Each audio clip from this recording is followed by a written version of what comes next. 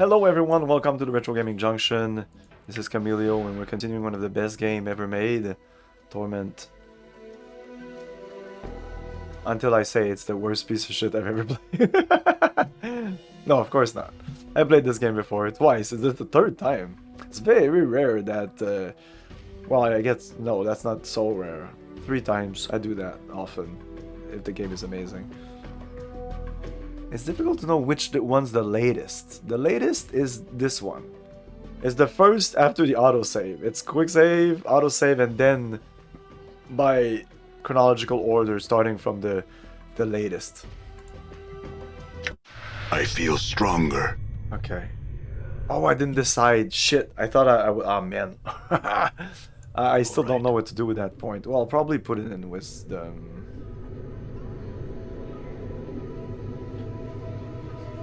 Man, this feels so slow all of a sudden.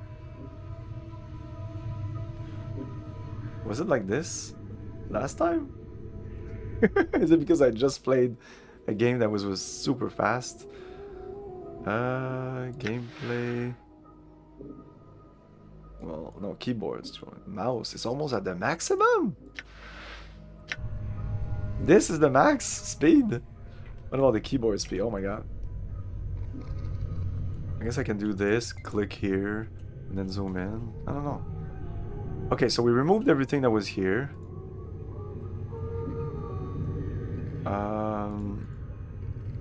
Yeah, in terms of this area, I think we're done.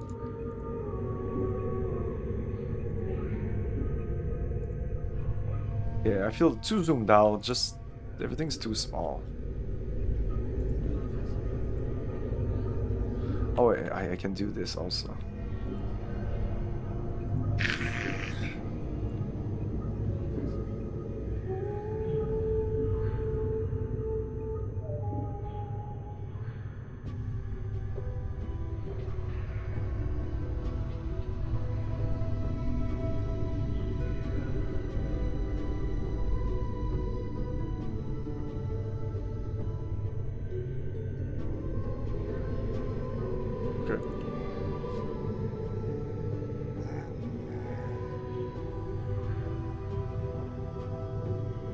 Oh, did I check this?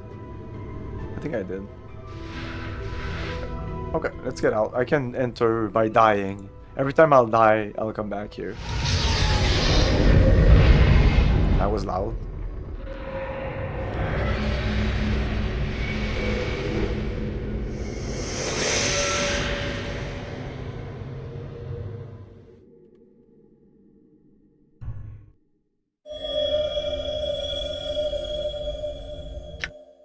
Okay.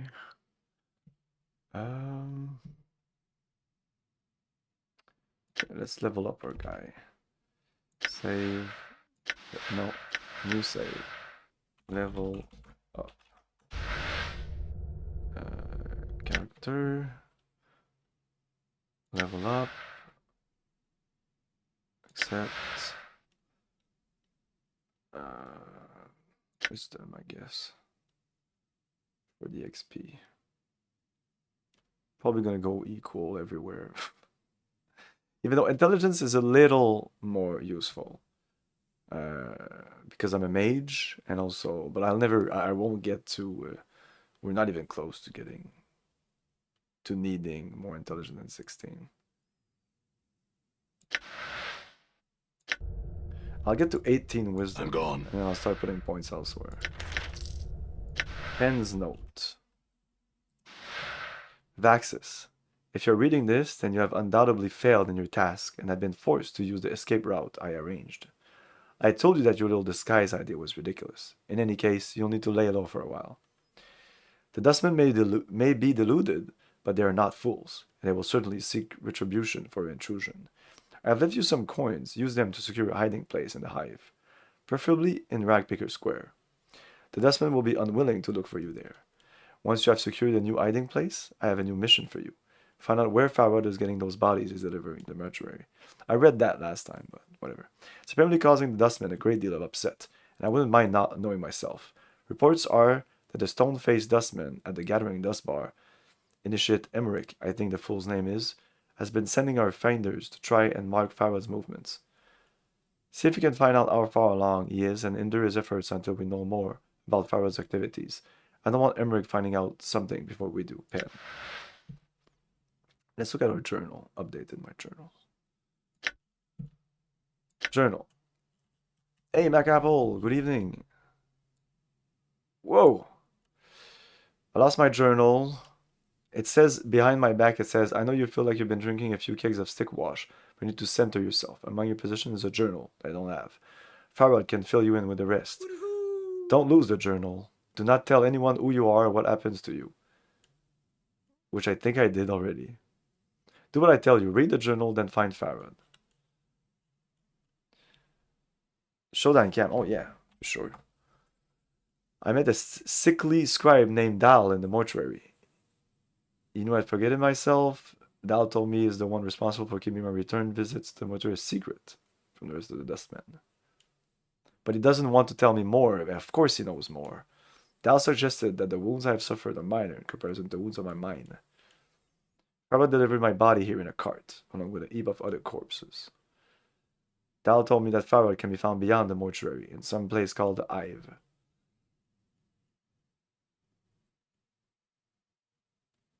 Talked about companions. Their bodies lies in the mortuary. Dal told me that one of the women who journeyed with me entered. Yeah, we talked to her. Probably the dust woman embodied in encounter is a tiefling, someone with fiendish blood in their veins. Apparently the fiendish blood warps their bodies and in some cases their minds as well. There's a number of tiefling about. Tieflings were kind of new, so that's why there's a big emphasis on this. Tieflings, the Githyanki, and Gith. There's two types of Giths. I met a dust woman and Balmer named Iveen in the mortuary. In addition to the talon ants, yeah, that's the one. Iveen stitched up, I learned something, delivered an embalming fluid, delivered the thing, found a strange fang circle symbol. I met Soego, he opened up the door for me, encountered Dionara. Dario, I hate her name because I can't say it. Dionara? Dionara, right? I don't know whether to horrified or embarrassed. When I spoke to Dionara in the vaults, she told me that the deaths have given me some control over life and death. If I see a body, I can see it. Okay. Oh, the beasts. Well, we have more. We have nameless one. Dionara. The ghostly apparition, Dionara, claims she knows you. That you are her love. Whatever keeps her on the physical plane must be powerful indeed for her to stave off death so long. Dying does not seem to have improved her disposition. Dal? Dustman female. Dustmen are the caretaker of the mortuary, a huge morgue filled with bodies. The faction seems to be a pretty somber bunch, rarely showing expression or interest in anything. They seem intent only upon taking care of all the dead bodies that come into mortuary, cataloging them, preparing them, then burying them somewhere. Skeletons, zombies. I didn't read this. These skeletons have been giving a semblance of life through necromancy. Although these skeletons, whoa! Have no ligaments or musculature. Their joints are bound with thin metal bolts, and their bones appear bound with leather straps.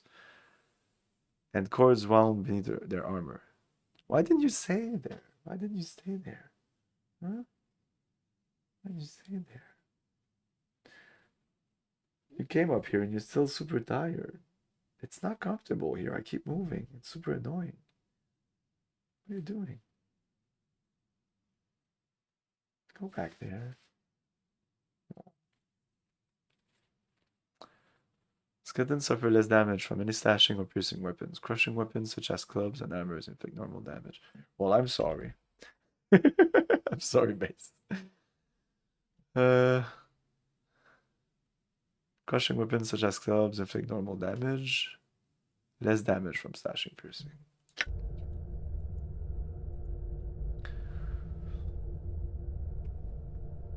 Dad, you're reading out loud, which means you're talking to me. I don't know. No, she wanted some caress, it seems. Sometimes it's caress time. But when it's not caress time, don't touch me! Huh? She can be pretty temperamental. She has her moments. Now she's in cuddling mode. Usually late at night, she gets more cuddlier. In the daytime, She'll be on the sofa or somewhere on the floor. And I'd be like, I'm gonna come in. I'm gonna come in and caress you. And she's like, okay, but no, no, no. You know? It's weird. You're weird. No, it's okay. Huh? It means that you're not a fucking robot. Sometimes you want to and sometimes you don't. You have feelings too. All right.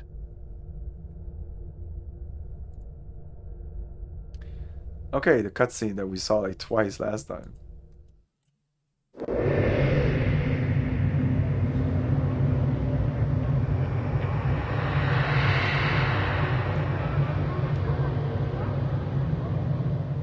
Well, she's actually the first cat I have, and I had the.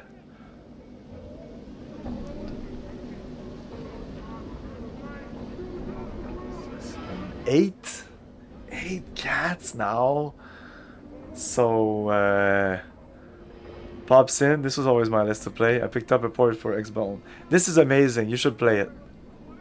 Play this game. This is not my first travel into the plains. This game is fucking amazing. And after playing Fallout 2, it's so good compared to it. I'm gone.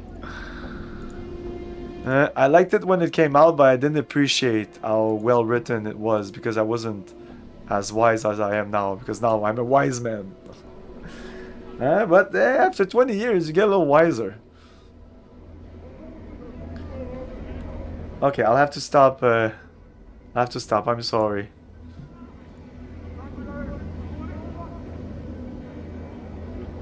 Yeah, it's totally time, right? I don't know why. She really wants to be... What's going on? She's super tired. Are you sick or something? You see a pale-faced dustman standing guard over the front gate. Questions. I'd like to enter. What is your purpose? I'm here to pay my respect to Diana, the woman in Northwest... Dal, I'm here for a wake. Oh, maybe I can just go in there. Well, follow me. Okay, so yeah, you can easily come in. Okay, I can go in whenever I want. Woo.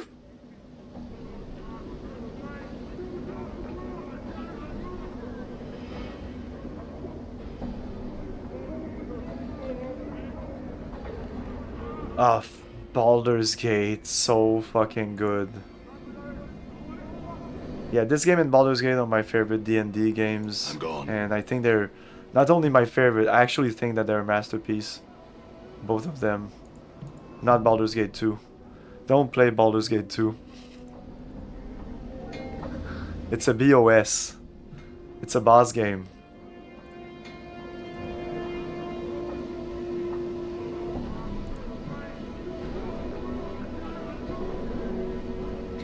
Wait, I said, when I was playing Fallout 2, I said boss for bloated piece of shit. That doesn't work at all. Oh, it was...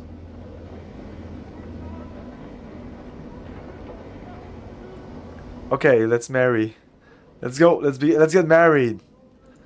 I'll have to get a divorce, but we're separated already, so the divorce should go pretty well. It's gonna be super costly. I won't have a penny after that, though.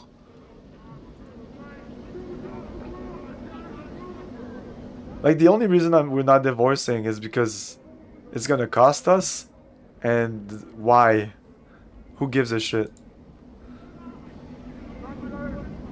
No, not Icewind Dale 2. Icewind Dale 1 is really nice, but it's definitely not a masterpiece of any kind. Okay. I need to check.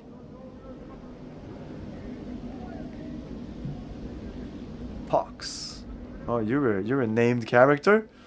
The scowled figure is hunched by the mortuary gate. His face is obscured by shadows of his hood. What little you can see is his chin, which is covered with stubble and what appears to be a foul green and purple rash. The rash seems heaviest around his neck, fading as it crawls up to his chin. Greetings. The figure doesn't budge. There is a moment of silence. Then responds in a high-pitched voice that sounds more suited to a girl of 10 years than a man. I. Who are you? Pox, am I? I. Pox, what are you doing? Do you know someone named Farad? I've lost a journal. Pox. Mother and father named me. Wished a pox on firstborn. A curse given. Came true. It did, I. Again, your eyes are drawn to the purplish-green rash covering Poss's chin and neck. Full of radiance. Okay, well, if you like Star Control 2, Eye of the Beholder, I never played Might and Magic 1 and 2, but I loved Might and Magic 3, 4, 5, 6, 7, and 8, which I all played, one after the other. They're not the best story RPG, but in terms of exploration and just all the different creatures and... yeah, Might and Magic, thumbs up. Mother and father named me. Wished a pox on first. Okay. How did you get your name? You just said that. What are you doing? Wait for deaders. Do I? Deaders. Corpses? Why? Find the deader. Take him through the gate. Get some jinx. Then again, I wait. I. Through the gate? Why? Is the front gate the only way inside the mortuary? Through the gate? Why? A deaders to a dustman. What coppers to a collector? Bring them the dead. They give you copper at the gate. They do, I. Why do the dustmen pay for the dead? Well, hello, Mr. Fancy Pants. Oh, thank you for the follow. That's the first step to marrying me. Get a number. But it's not that the story wasn't good. It's that there's no story really in Might and Magic. There's story just at the end. It's kind of stupid. Aliens!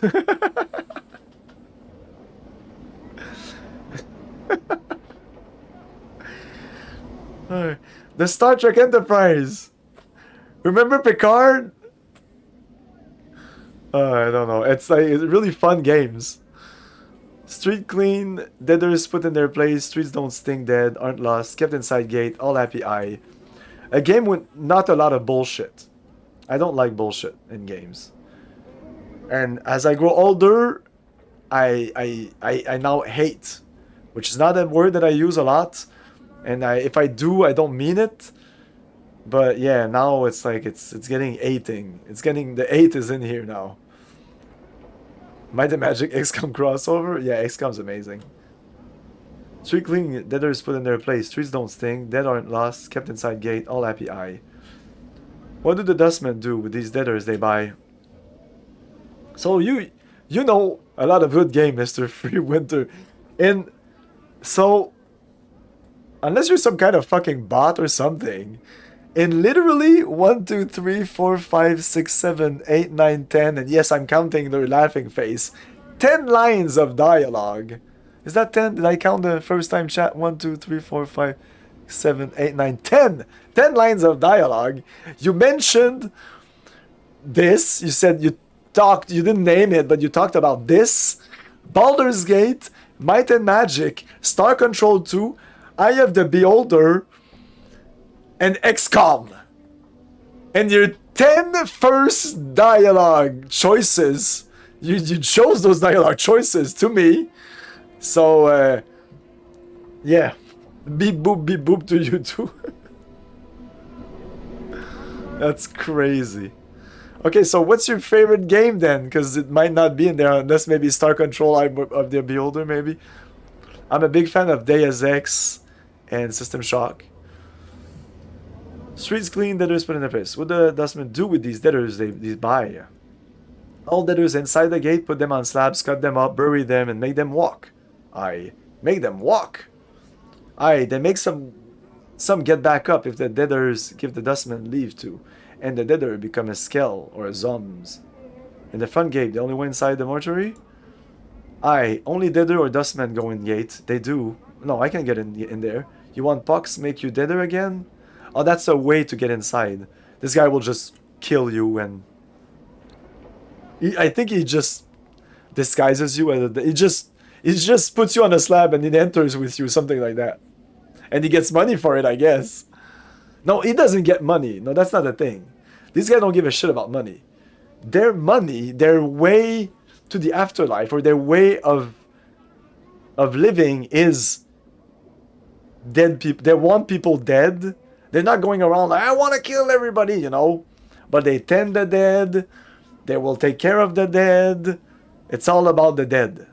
They can't wait to die. So I never played Bardsdale 3. And I played Mule when I was 7 years old and I had no idea what the fuck I was doing. But no, that's not a game that I will enjoy. Well, yeah, Wasteland's good. The original one's pretty good. Probably better than the Fallout 2. Oh man, I just played Fallout 2 and Jesus fucking Christ. The worst writing I've ever... Like, I had played it before, but I didn't realize. I wasn't awakened enough. I wasn't wise enough.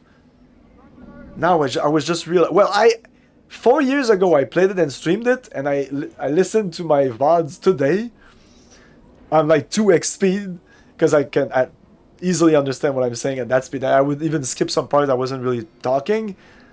But I said that the game was badly written, that this area in particular, the Enclave area, was shit, that the game was bloated, that like I literally said almost the same things. I wasn't as angry about it, but I was like, yeah, I really liked Fallout 1 better. I was coming for the first time in my life to the realization that Fallout 1 was a better game than Fallout 2.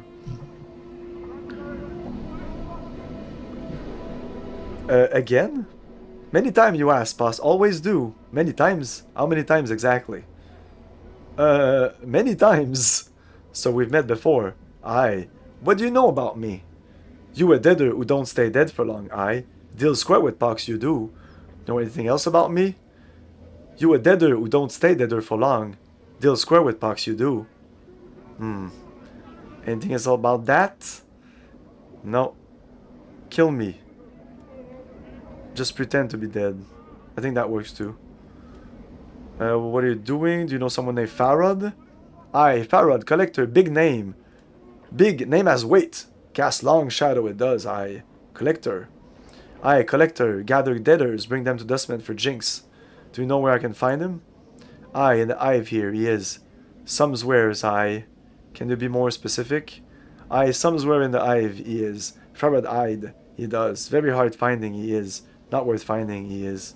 Not worth finding? What do you mean? Aye, many hates him. Other collectors even. Sharegrave hates him. Not like Farad at all, aye. Sharegrave? Aye, Sharegrave big name. Carry weight. Cast long shadow he does. Tell Pox what to do he does. Would your boss, this Sharegrave, know where Farad is? Updated my journal. Aye, Sharegrave knows dark. Knows darks, he does. Know Farad the hiding, he does. Sharegrave in Ragpicker Square. Many blocks west of here, aye. Say, Sharegrave that Pox send you. Tell him. Sharegrave become Sharecopper with Pox. He will, aye. I've lost a journal. Aye, no journal have I seen. Things get lost in the Hive. Never found again. Maybe a journal, one of them, aye. Can you smuggle me? No, okay. Updated my journal. You see a tall creature with a shock of white hair. Its skin has a greenish cast, and a pair of goat horns protrudes from its forehead. It is dressed in long flowing robes and appears to be floating slightly above the ground. Greetings. The creature turns to face you, and a series of symbols appear around its head. The symbols have a slight glow about them, and they just hover there. Oh, for the power's sake. Picking Dabus? What's wrong? He's a Dabus. They speak in rebuses. These annoying word puzzles. If you don't know what he's saying, then we better find a native or some other way to communicate with him if we want to. An annoying bunch, my bet. My bet? They can speak. They just would rather piss everyone off by trying to puzzle out what they're saying. What's a Dabus? Chant is their janitors for the Lady of Pain. They float around breaking, fixing, and patching up sigil according to her whims. They're worse than corpse flies. You can't swat them though, or the lady'll get upset. Lady of Pain, who's that? She runs this city. You'll know if you see her. She's got these blades around her face. She's about the size of a giant, and she floats off the ground just like these guys. Mort nods at the Dabbus, who is looking at you both. Nobody knows much about her. She doesn't speak much. All you need to know is that you don't want to make her angry. If you see her, my advice, run. I see. The Dabbus waits passionately, its hands tucked into its sleeves. A series of symbols materialize above its head, and they vanish and a question mark appears. Try and strike a conversation. See if you can translate what the Dabbus is saying. You ask the Dabbus several questions, trying to get a feel for their rebuses. Rebuses? Rebuses? I'm a bigger fan of Morrowind myself, that appear above its head. It is extremely patient throughout your discussion, giving you easily sentences that translate. After a few minutes, you start to get the hang of it. It feels like you've done this before. Maybe you can help me. The Dabbus waits. Who are you? The Dabbus inclines his head slightly and a stream of symbols appear. I am a Dabbus. Question. What are you doing? I attend to my duties. What are you doing? Okay. Can you tell me about the Lady of... What happens if I say very descriptive... Oh, farewell. What can you tell me about the Lady of Pain? A lone symbol appears above the Dabbus head. This one shows a metallic female mask with blades coming out of the sides. Just looking at the ghostly image makes you uncomfortable. We're done. Dabbus bows slightly, symbol swirls around its head and turns away. Do you want to see what he actually looks like? J for journal. Dabbus. The Dabbus are the servant of the Lady of Pain, the enigmatic ruler of Sigil. They float above the ground and speak in Ribuse, symbol, strong. Well, we just read that. Done. We know this. Hive Thug. Just talk to one Hive Thug. Greetings. Shut your pike hole, you ugly bastard. No one said you could talk to me. Now sawed off. Our fire tires of your face and bleeds thee. Try it, and you'll get a few new holes of your own. Leave.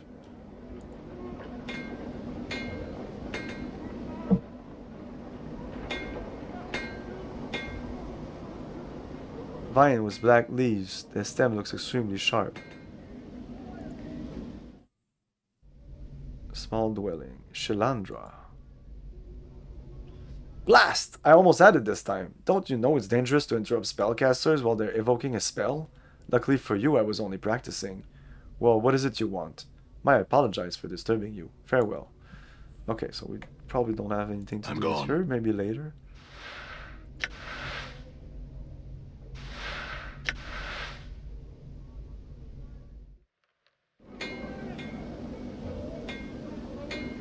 Done. Let's go in there. Oh, enemy sighted. Uh-oh. Okay.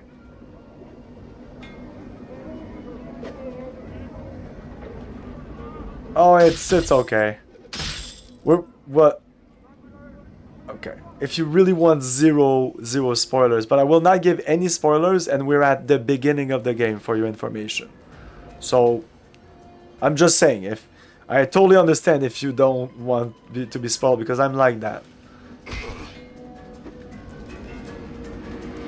And welcome to the stream. Damn it. Damn it.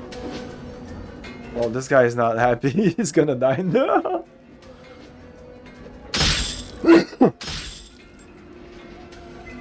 Okay, I respect your... If I go... I feel that if I go in there and I go back outside, they're gonna be fine now. No, they're still... Okay. Well, let's finish them then.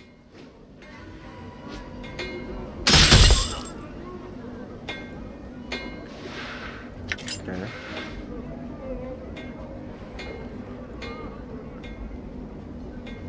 Okay, let's talk to Quentin. The man before you looks to be middle of height and of years. He is stout with a thick, bullish neck. His shoulders are hunched. Nope, still murder time. As if a great weight was pressing upon them. He wears an impatient look as he stares at the black monolith in front of him. Greetings. The man throws you a glance. There's room, Cutter. No need to ask my leave to stand here. Actually, I wanted to know what this monolith was. It's a tombstone for the plains, he scoffs. Graveyards of names are scratched on that rock. Can only hope my name's the one that'll split the stone in twain. He points at the base of the monolith. Quentin, right there, hammering just hard enough to send the damn thing crashing down. Oh, let's show you the sounds. Oops. You like sounds? Let's sounds!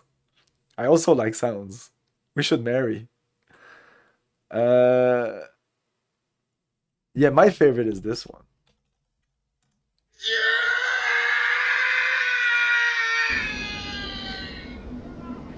Fuck Willem. It's all about Aoi.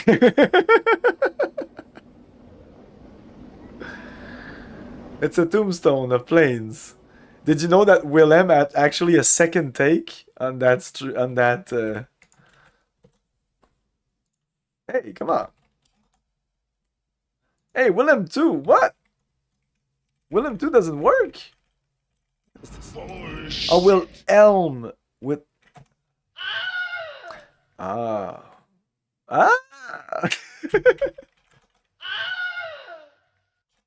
Which is different than... I prefer this one. Game over, man. It's game over. Yeah, it's game over. Okay. Let's continue the game. He points at the base of the mountain, Quentin. Like, in the 2 hours that you'll be here, free Wintermute, I'll play about what you'll play in 5 minutes of this game. Yeah, that's what I meant. Didn't notice. Eh? No, didn't notice is not something. It's a tombstone for the plains. Graveyards of names are scratched on that rock. Can only hope my name's the one that'll split the stone in twain.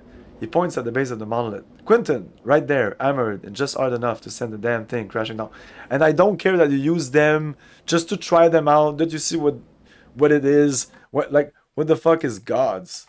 What is this? What's this? Gods. Oh, what is this then? What is endure? Or no, that's what is time? Time is a precious thing, never wasted. What is you get nothing?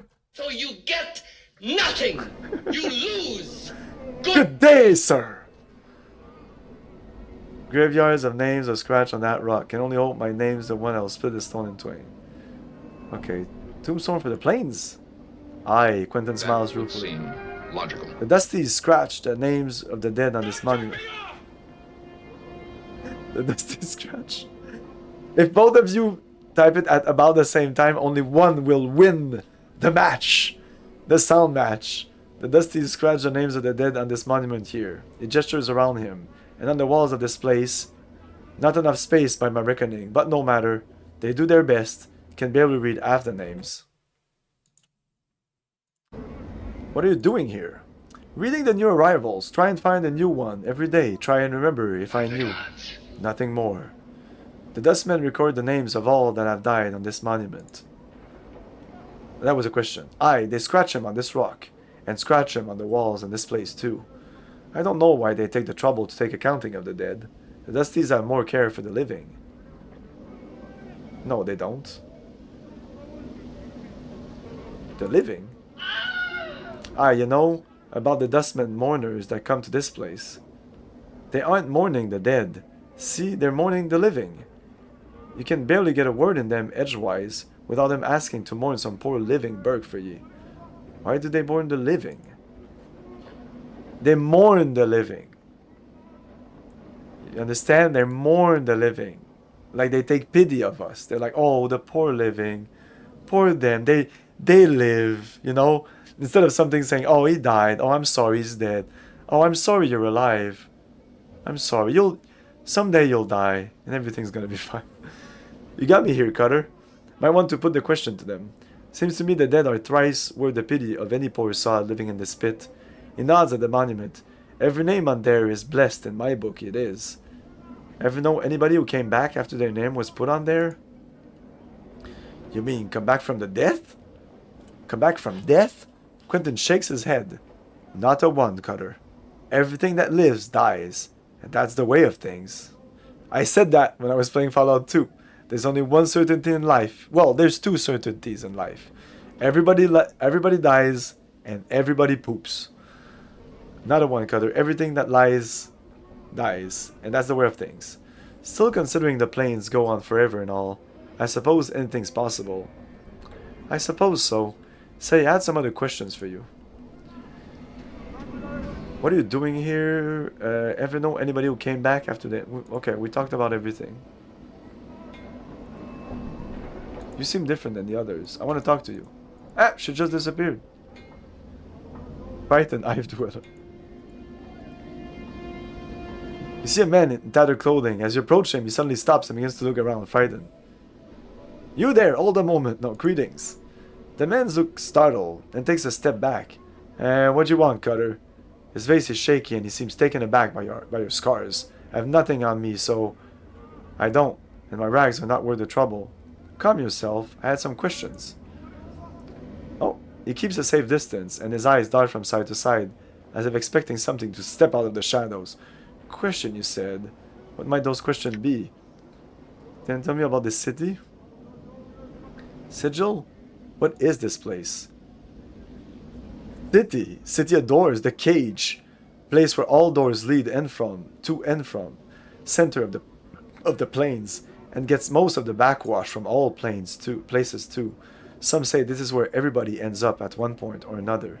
City of doors? Aye, you see, Cutter, this city is, he frowns at it, starting with the words, the city's got a batch of doors scattered through it. And you see, the doors, he frowns again. The doors? Let me rattle my bone box with you a little more sense. You see, there's doors all over Sigil, but they don't always look like doors. They're more like portals, see? And they can be just about anything. A window frame, a picture frame, an archway, a barrel hoop, a space between the table's legs, or statue's legs. And you're saying all these things are doors. He frowns again. Doors, portals can be anything that's closed on all sides. It's hard to tell where they are unless you got the key to the door. That's how you get here, Cutter. Through a door? What's make you say that? Yeah, well, you don't act like you're from round Sigil, see? What are these keys you mentioned? Each door's got a key, which makes it open, see? Most times, you won't even know a door's around you, unless you got the key. Then the door opens and you can step through and take your chances. Trick is, you know how we're saying the doors can be anything, well so can the keys. There could be a tune you hum to yourself near the door, a thought you'd be having about pastries, a little jig you do, maybe the key's an object, like a piece of glass, or cobblestone, or a broken tooth, anything. Sounds pretty confusing. Yeah, you get used to it, you do. Where'd all these doors in the city go to? He shrugs. Doors can go anywhere. Some don't even lead to the same place twice. You see? Such is the way a number of the doors that they lead to almost anywhere in the plains. Anywhere. It's just that there are so damnable many of them, it's hard finding one that takes you right where you want to go. You said these doors have keys. Each door have a key. Well, these doors go to...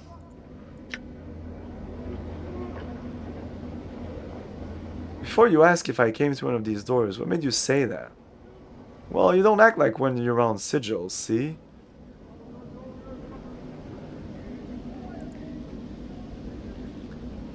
Sigil, the slums.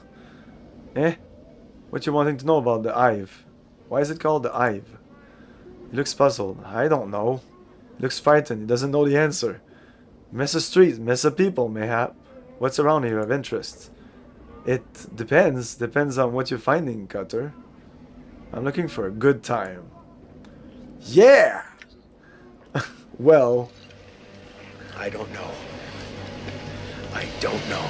Well, there's the Smoldering Corpse Bar and the Dusty Bar. Though you don't look the Cutter to be drinking bub with the Dusties. Any of the other places around here is just dangerous. So be on your guard. Where are the places you mentioned? Well, the Smoldering Corpse is a few blocks spireward. or southward of the mortuary. And the Dusty Bar is just a little south and west of the mortuary. The Hive. Interests. Work. Precious little honest work to be found round here, Cutter. You can hunt some brain vermin for some coppers, pass them off to the branch office of vermin for some jink. To hear tell, but messing with the brain vermin's dangerous work, though. You can also gather some deaders around the hive. Take it to the mortuary for some jink. Where's this branch office? It's next to the hive market. Go Spire Ward? That's southwest of the mortuary? 3 or 4 it's because this is a circle, you know, so that's why directions are kind of crazy. 3 or 4 blocks and you'll dead end into it. The rat catches meter out in front, can't miss it. The hive interests. I feel there was something else in the work. Yeah, Brahmin gather bodies, Brahmin vermin. Aye, nasty little critters. He buries his teeth like a rat. He looks pretty foolish. Alone they're barely nothing at all. It's just when brain vermin get together, they get all smart. The more of them are around each other, they start getting as smart as human. He shakes his head. Nobody in their right mind wants that to happen. As are to everyone's health, it is. What other works is there in the hive? Gather bodies. Aye, the Dusties will pay jink for any deaders you bring to their gate. Not much jinks to be made, but enough for the collectors keep making their rounds, and there's always enough deaders to be found around here. Collectors. Vultures, lots of them have their kip in Rackpicker Square, gathering deaders, scuttle everything we're junking from them, and sell the bodies back in the Dusties the mortuary. Why do they do that? Dusties pay jink to people for bringing deaders in the streets and alleys, make the Dusties lives a little easier, to have a batch of ivers collecting bodies for him. Lot of deaders in the hive every day. Other works.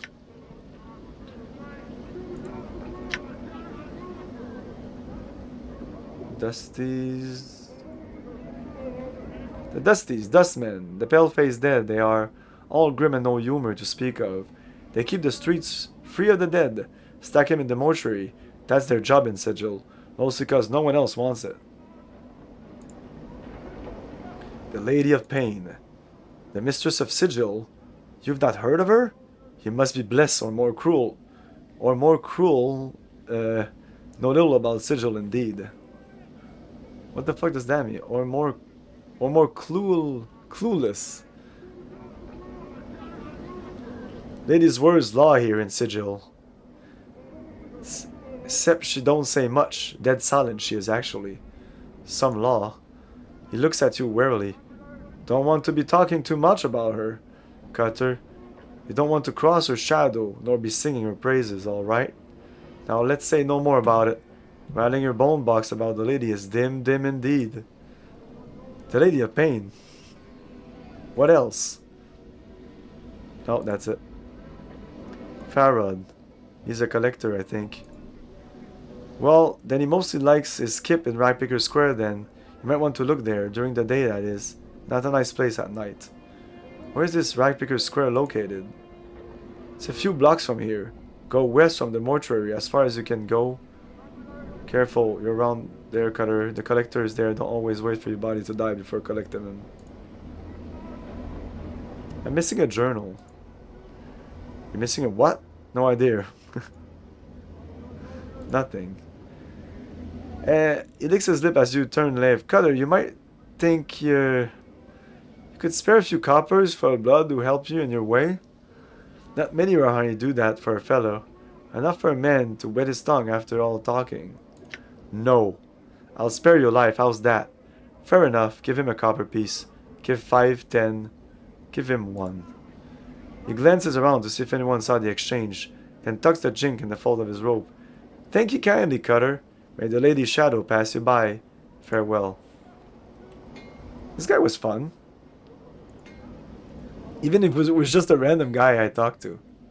Sevtai. This woman's face looks broken and she's covered in scars. They look like bite marks and fingernail cuts. She's cradling the shreds of several rags in her hands and is staring emptily at the wall of the monument, at the names there. Greetings. Sss. Get your back. The woman's teeth peeled back, displaying a row of black canines. What you want of Sevtai? What's the matter? What's wrong? Those cacao chaos men wrecked my cart, attacked me, and killed 3 of my sisters who tried to stop them. Not sisters anymore. Now there's nothing but names on this memorial wall. Chaos Man. Chaos Man, the faction, he says. What they are is an adult bunch that runs wild through the Hive and does whatever they please. We never did no harm to them. Then they lope in like dogs and tear apart anything within their reach. Who are these Chaos Men who attacked you? They were Ivor Gang, a bunch of adult saws that call themselves the Starving Dogs Barking or some such barmy nonsense. Now I wouldn't mind penning some man in the dead book for some corn. You got copper? Their action were unjust if you wish. I can see that the matter is rectified. If 3 death they cause, then 3 death shall these starved dogs suffer. Yeah, I could do that. I'll keep an eye out for them. I mourn your loss. Farewell. Let's go with this, if you wish. A copper earring in your purse.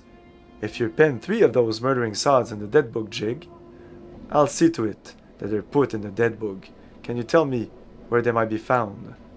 Go out the south gate, spy your ward from here, then walk around the block until it comes to a place where men run in circles, howling at the sick sky. There's the starved dogs, they are. I'll go look for them. Updated my journal. The obsidian monument has names chiseled on it. The obsidian wall has thousands of names carved into it. Death of names. You see a dustman with a crooked smile frozen on his face. Despite the smile, his eyes are as dull as stones. His right arm is shorter than the left, and he keeps it tucked to his side as if cradling a small child. Greetings. The dustman's eyes slide over you. Name? The way he speaks the word, it sounds like the tolling of a bell. I don't know. No name? No name. Can't help you. The dustman speaks in a curious sing-song voice. Need to give a name if you want to see where it's died. What? Updated my journal. Give it a name when you're born. Give it back when you need it no more. Death of names. Death of names. His eyes swim across the monolith, then the walls of the area. Buried many names here. Death of names has. Tell me a name, I'll show its grave. Dayanara. His eye rolled to the back of his head, then popped back. With a wild gleam, his eyes run across the walls of the monument. Scanning the names at inhuman speed. He then points at a section of the wall. Buried. Examine the spot he's pointing at. Chiseled into the black stone, in tiny, cramped writing is the name you requested. It is almost lost between the sea of names around it. I'd add another name. Once again, his eyes seem to slide over you. Name. Dal. He shakes his head. Not dead yet, that name is. Not buried here. Not time. Not time.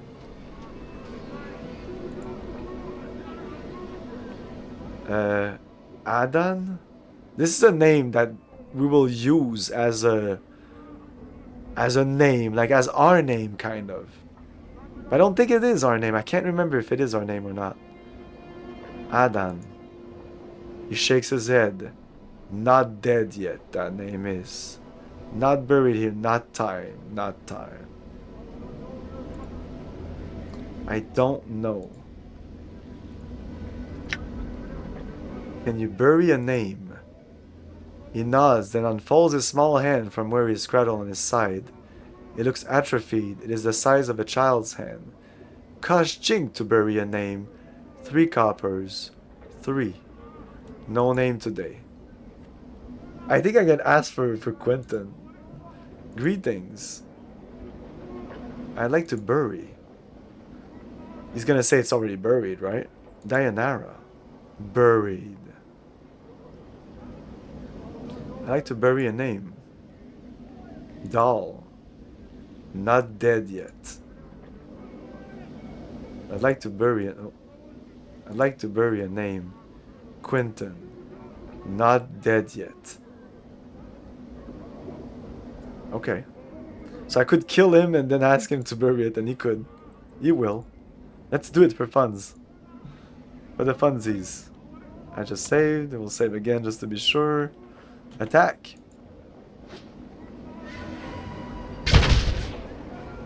No, he doesn't like that. What's on him? Greetings. I'd like to bury a name. Quentin. The coppers fall into Death Name's hand, and he tucks his arm back to his side. 3 coppers. His eyes, now suddenly alive, roll to the back of his head, then snap forward and begin scanning the monolith and walls of the memorial area. Wait. He turns to the base of the monolith, and he quickly scuttles over to it, hunches down, then begins to chip at the monument. Unfortunately for Quentin, the monument does not budge when his name is entered. Death of Name stops a few moments later, ups up, then returns to you. Buried. Oh yeah, Quentin, I think if you talk to him, maybe later.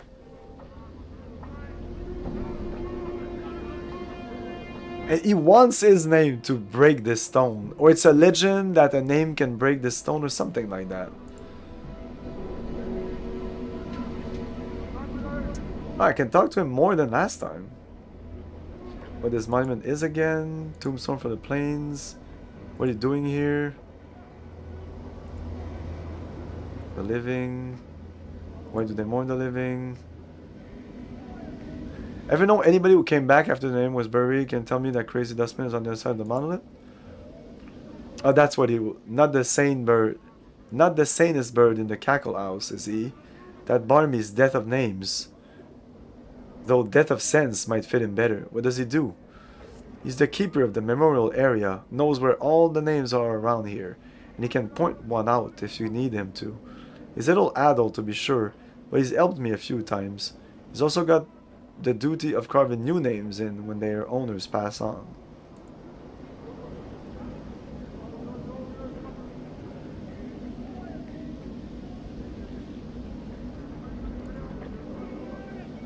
I'm gone.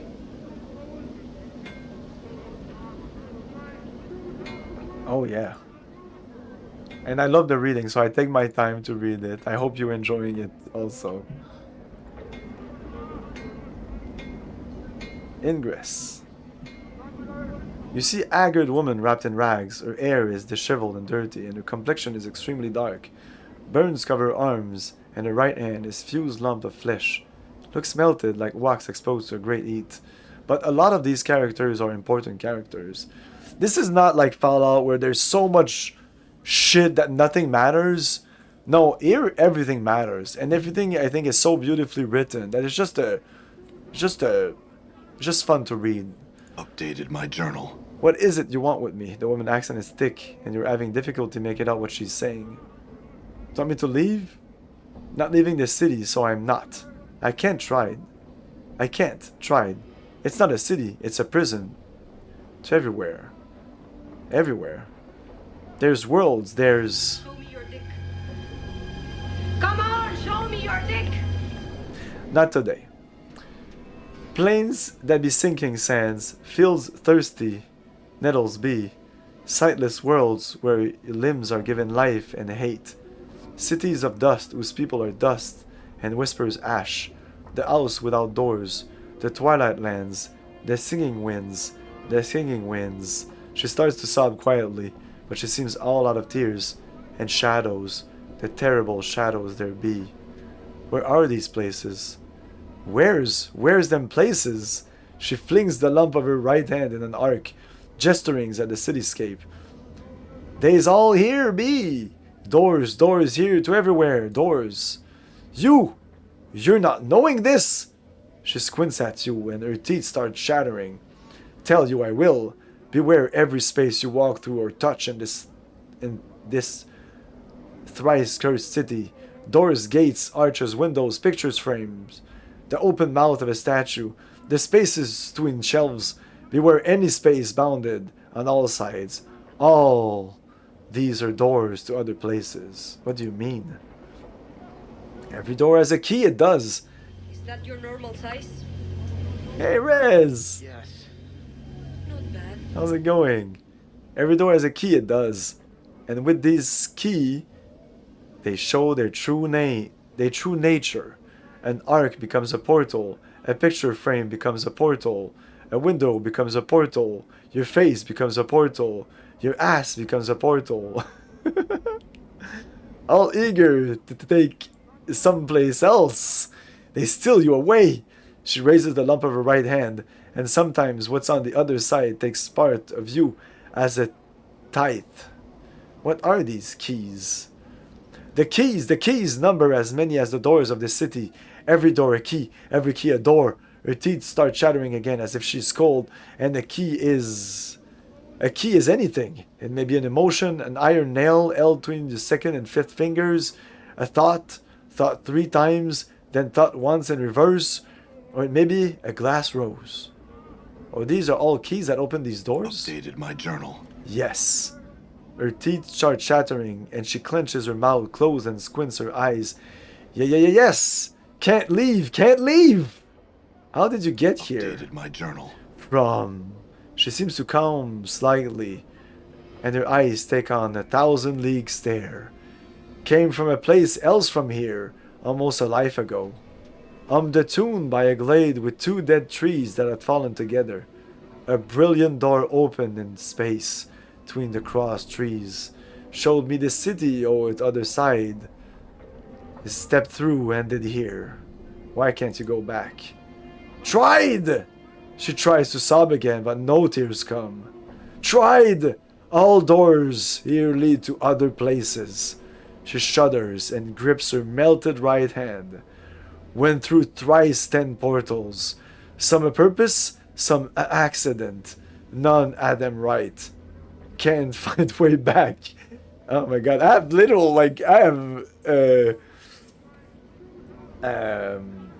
chicken pox. I have like chills. There must be a portal that can take you back. Can't even leave here, the square. And there's place of death behind the gate waits for me. She points at the mortuary behind the gate and then darts back at you, her face desperate. Can't go anywhere in this city. Can't go anywhere? What do you mean?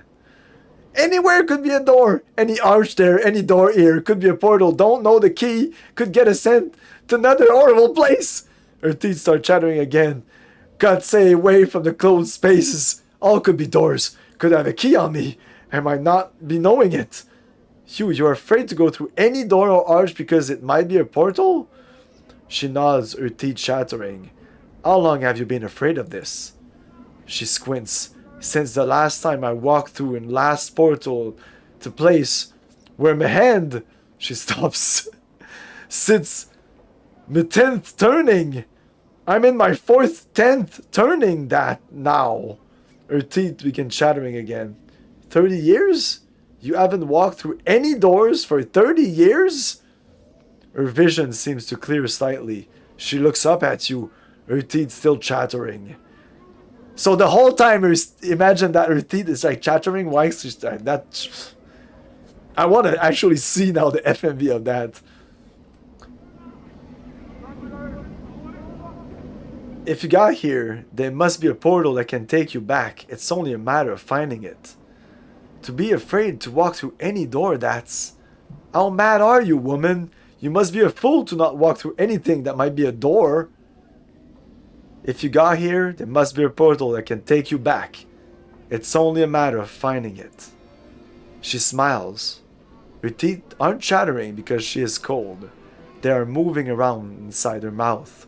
Her gums twisting as the teeth shift about.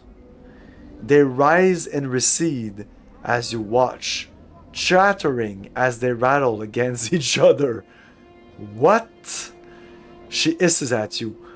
Only takes one portal you step through an accident to drive in fear into you.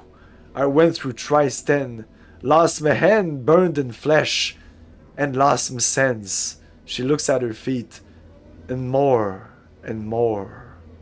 I'm sorry. If I can some means to help you, I will. Die in a city you're afraid to leave then. Let your fear rule you. Farewell and good riddance. Good day, sir! I'll take your warning to heart. Farewell. Let's say I'm sorry I can find some means to help you. I will. Updated my journal. Updated my journal. And we will find a way for her. There is a way for everything in this game. It's crazy. No, these thugs are nothing.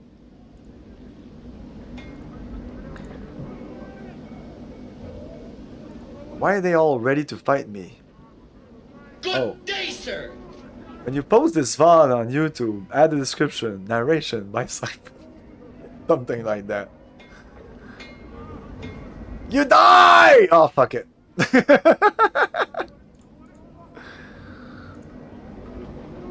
Updated my journal. Oh, by the way.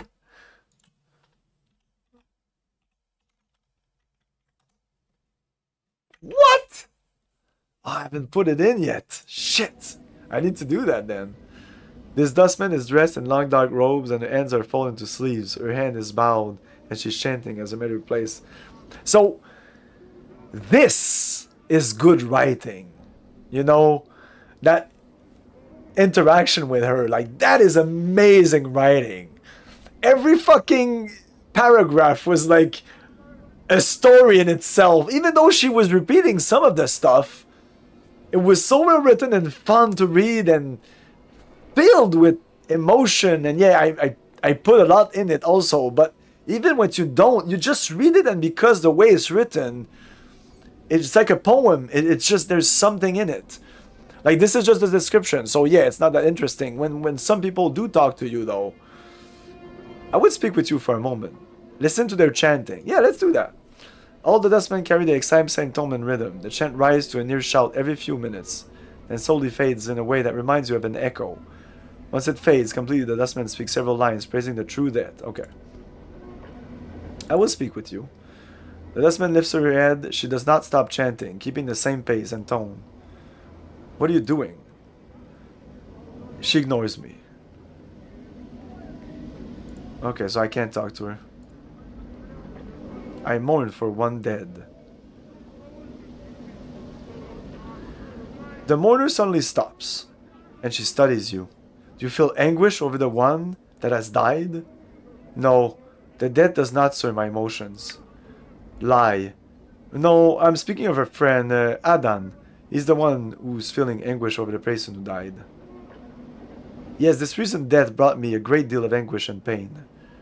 Before I get into that, I have some questions for you. What are you doing? We're mourning. Who has died? We mourn not for the dead, we mourn the living. The living? We mourn the living that feels lost for the departed. Why? The passing of a soul into the true death frequently leaves a troubled wake. When the departed is loved, anguish and a sense of loss often accompanies that passing. Which is natural? So you mourn the living because? Anguish and loss are strong emotions. Such emotions anchor the living to this existence, preventing them from reaching the true death when death comes for them. We mourn the living stricken with such emotions. True death? It is sometimes called the final death. The true death is the freedom from this shadowy, painful existence. It is freedom from emotion, freedom from reason, freedom from these shells. Sounds like oblivion. The dustman nods. Some have called it that. It is not entirely accurate. Who are you mourning in particular? I mourn Yanis. He has been wounded by the loss of his first and last daughter, Dayanara. Dayanara? I've heard of her. Do you know how she died? Updated my journal. The events surrounding her death are not known to me. And that was just a dust woman that had no even particular name. What are you doing? She mourns the dead. Who has died? We mourn for the dead. Living.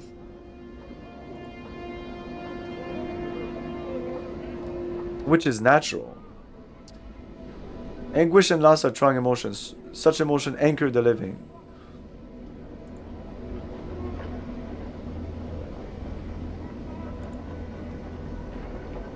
A petition for one who has lost another. The mourner suddenly stops. Yes, this recent death brought them a great deal of anguish and pain. Probably. We will mourn their pain and will not give offense. If you could, it would ease their pain greatly.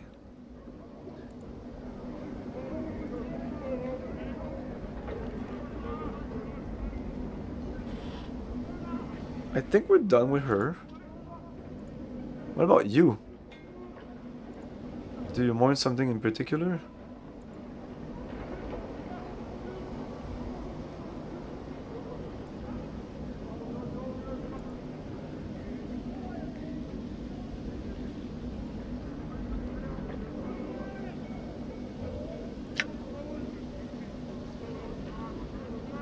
As soon as I say this, now he talks to me.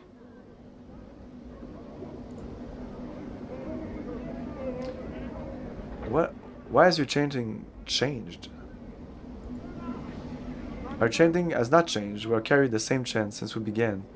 Your chanting has changed. I can hear a difference in the tone and rhythm. Perhaps it is you who has changed.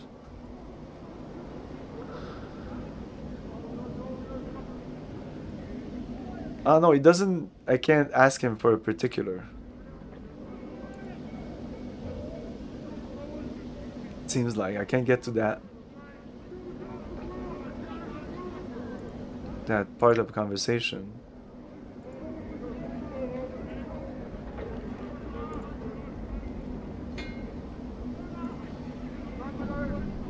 Only this one. That's so weird.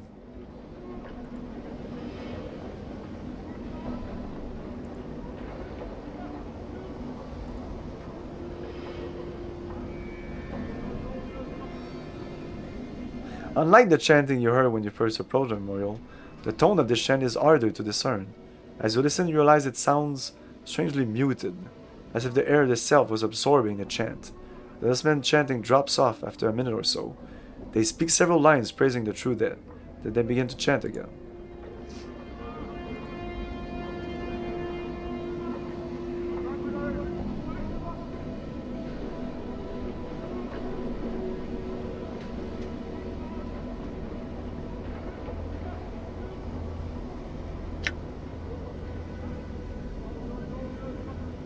Yeah, so hers different?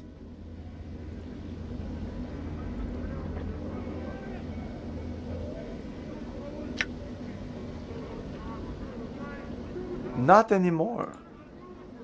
So maybe the first time you talk to one of these guys. Nice. Okay, that's interesting. But you seem to... Being the sender. You see a heavy set... What time is it? I'm having so much fun. Oh no, it's not too bad. It's not too bad. You see a heavy-set man with sharp features and a pained expression. Despite his huge frame, however, he has an effeminate look about him, and unlike the other residents you've seen, he looks to have bathed recently. As you approach, he looks up hopefully and calls out a high voice.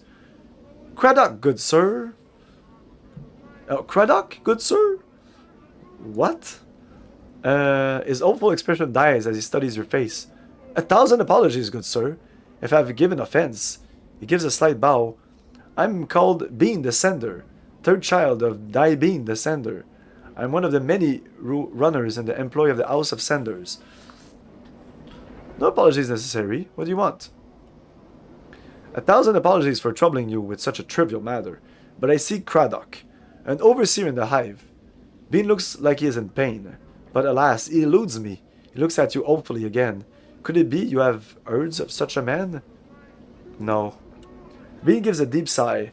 "I am bound to deliver a message to him, and as yet, fortune has chosen not to favor me." "I could help you. If I come across this man, I could pass along this message." "For a price?" "No, not for a price." Bean's face lights up like a lantern. "Oh, fortunate day for Bean and the House of Sanders. Any assistance you could provide would be most welcome. If I could find this Craddock and pass along the message, I shall see to it. that you're paid for your troubles. Alright, what's the message? Bean recites the message almost like a mantra. The shipment must be cursed by the third day or there will be a penalty. Bean frowns.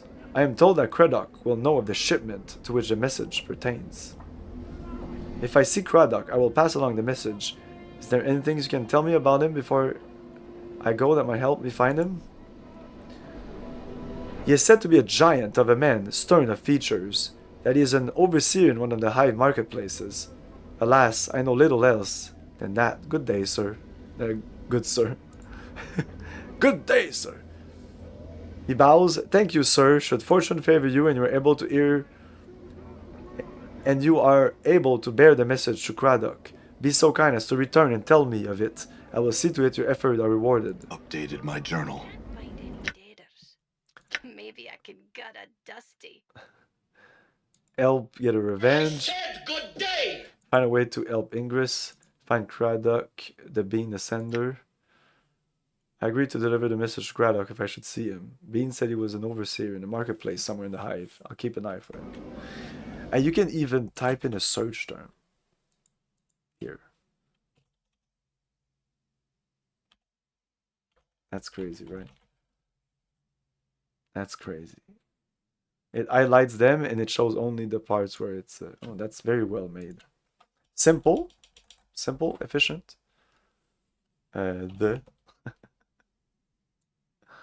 Nice. And it, like this is nice. This is very nice. Okay, so we talk to you.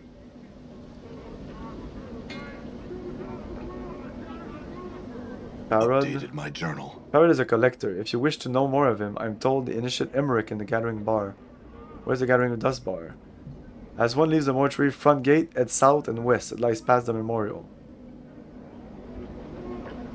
Questions. Journal.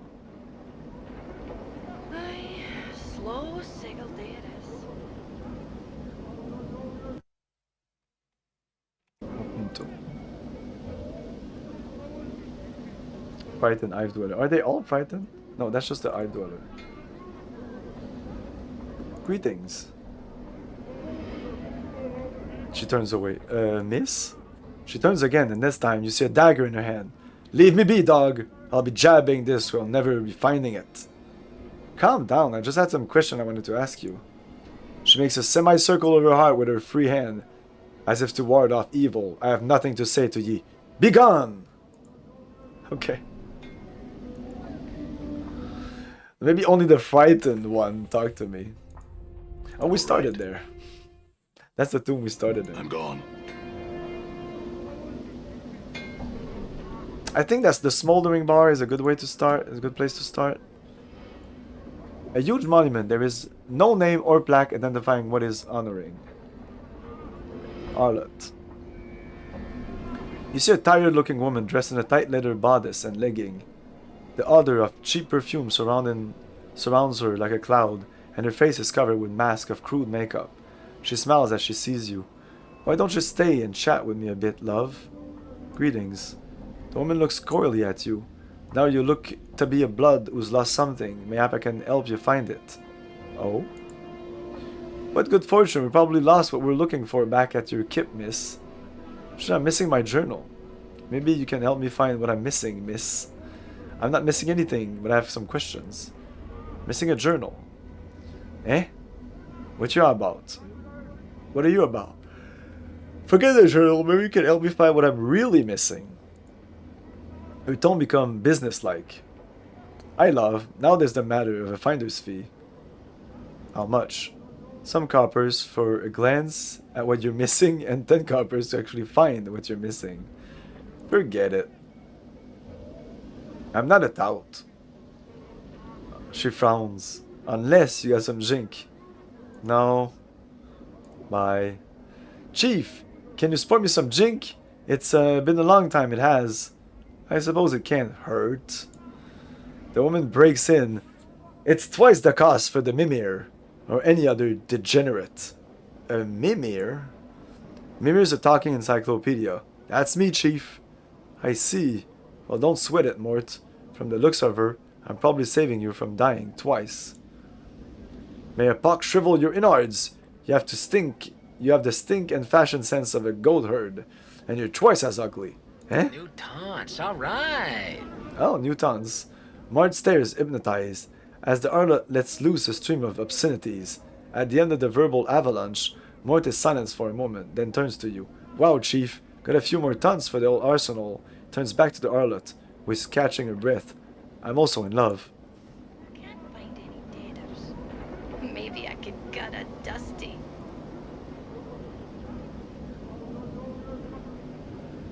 No, there's not much to do than that. Okay. Slow single. Let's talk to you, talking encyclopedia. Hey, what's eating you, Chief? You don't talk much, you don't say much about what's going on for a talking encyclopedia. Tell me about Sigil. Ring-shaped city that's squatting on top of an infinitely tall spire, and what some claim to be in the center of the plains. Of course, how it could be at the top of an infinitely tall spire, and how the city could even be at the center of the plains, raises some questions. Anything else? Sigil's called the City of Doors, mostly because there's a lot of invisible doors that lead in and out of it. Just open any arc, doorframe, barrel or bookshelf, open window, might be a portal under the right conditions. It all depends on if you have the key. Keys? See, I guess the best way to explain it, most portals are sleeping, right? You could walk through them, by them, top of them, nothing would happen. Now every portal has something that wakes it up. That could be a tune you yourself, a loaf of week-old Bitopian bread, remembering what your first kiss was like, and then BAM! The portal gets its juice flowing and you can jump through it to whatever on the other side. Like where? Anywhere, Chief. Literally, any place you can think of, there's a portal there. That's why Sigil is so popular across the plains. Mort, I don't mind you tagging along, but is there anything else you can do except chatter? Hey, chattering's my best trait. He rattled his teeth for a moment, then grins. Hey. Oh, that's good to hear. No, but seriously, Chief, I got a knack for chattering in just the right way. I can really bend an ear, if you know what I mean. You know what I'm saying. I can insult, backtalk, stuff that'll curl someone's ears. How's that useful?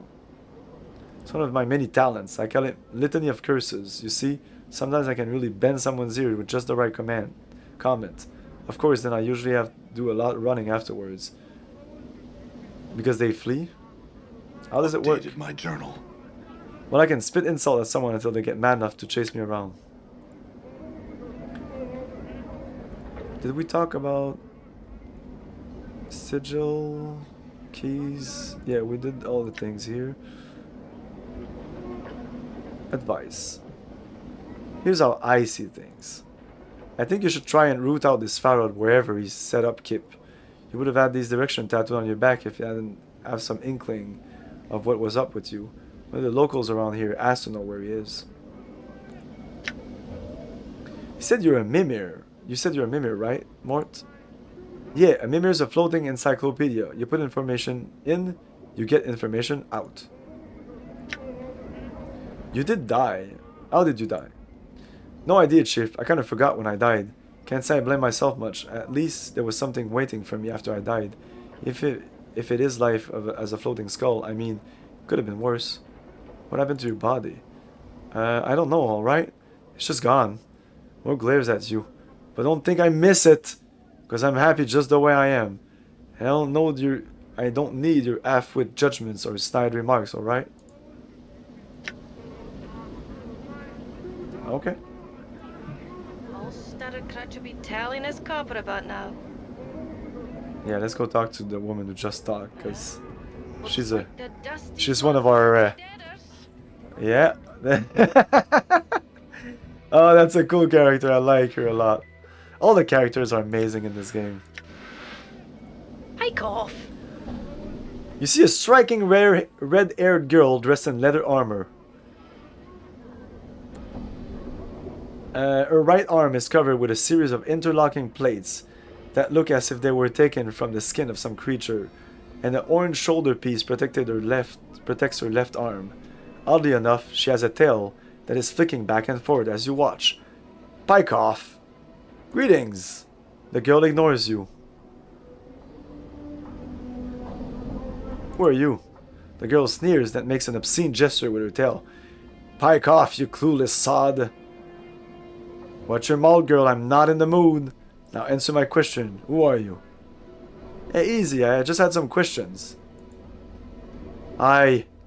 And what is it you want? I can't help but notice that you have a tail. Do I now? The girl looks at her tail. So I do! And here I was thinking that it was a trick of me eye. My, aren't you a sharp cutter? She bares her teeth. Why don't you piss off to whatever hole you crawled out of and leave me be? Me nor my tail is for trade, jig? Alright, I was just curious. It's just as well, neither you nor your tail are for sale. You couldn't squeak out a living with them anyway. What you're about, you blighter? Say it again? He didn't say anything. But I'm still curious, why do you have a tail? Forget him, I have some questions. He said that you couldn't make a living selling yourself. He said, and I disagree, that you couldn't make a living selling yourself. He said, and I agree, that you couldn't make a living selling yourself. He said, and I disagree, that you couldn't make a living selling yourself. What's all this now? You be playing stern, hard-head, friendly hard-head with me? She sneers. Pike off, you lecherous filth. Can you tell me where I am? You're lost, but you're about to find trouble. Make yourself lost somewhere else, bobber. I'm looking for someone named Farah. Do you know where I can find him? Aye, I might. I might say more if you sweeten question, aye? She clicks her tongue and rubs two fingers together. Jing jing, aye? Jing jing? She means money. Oh. Aye, she glances at more than shrugs. What the skull said. Hard coin. Alright, how much? I doubt you have anything I want to hear, but try me. Then I'll decide whether it's worth it. Bar that, I have nothing more to say to you. Burke, get? You better watch your tongue, girl, or it's coming off. You better remember that if we speak again. I know Well, debtors today what is said it? walking ones looks like. For the whores! I'm missing a journal. Have you seen one? Nah, I've seen nothing like that. I haven't. Parod. Alright, If you have any problems, dial information. Thank you for calling. how much is it to you? No, She studies you, then folds her arms. Come on. I haven't got all day, I haven't. Turn on the charm. How about 10? If your information's got enough, is good enough. Could be more. 10. Alright then. She pockets the money. It's gone so quickly, you have no idea where it vanished to. Whoop. Whoop. Look for him in the alley firewire from the mortuary. That's to the south and west of the mortuary, I have some questions. Maybe we can't get her now. It's gonna be later.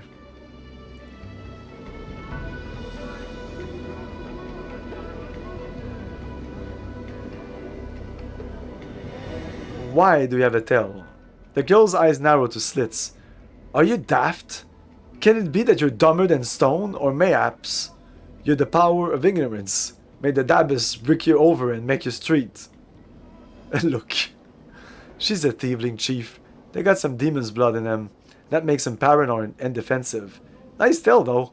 Shame is plastered on such an ugly body. Whoa now. You better latch your bone box, you foul-mouthing Mimir, or I splits it from your jaw, Jig. Why don't you try and split my jaw? Shit. All I'm hearing is a lot of chatter from some hive trash. Throw a punch. I dare you. I'll bite your leg off. I'll bite your legs off. Enough. Enough. We're leaving. Enough. Aye, that's right. Leash your Mimir, tard.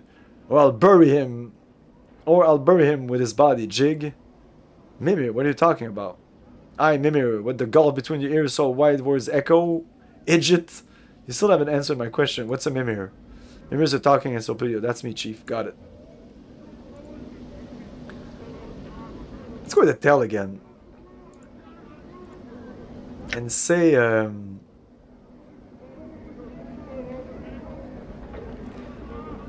He said that you couldn't make a living selling yourself, or he said and I agree. Oh, aye, it's good I sell corpses then. You look ready for the dustman furnace call. Sell corpses? Aye, the dustmen pay a little jink for anyone with a will to scrape debtors off the street and bring them to the mortuary. This is my territory. This is me territory though, so don't ye even think about fishing for debtors here, right? What do dustmen want with the dead? Your territory.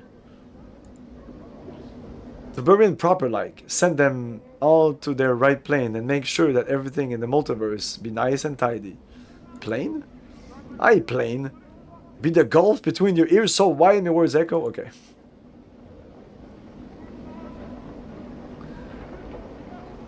No, I'm not gonna say that. Well, looks like what the is it? Dusty's lost one of their debtors.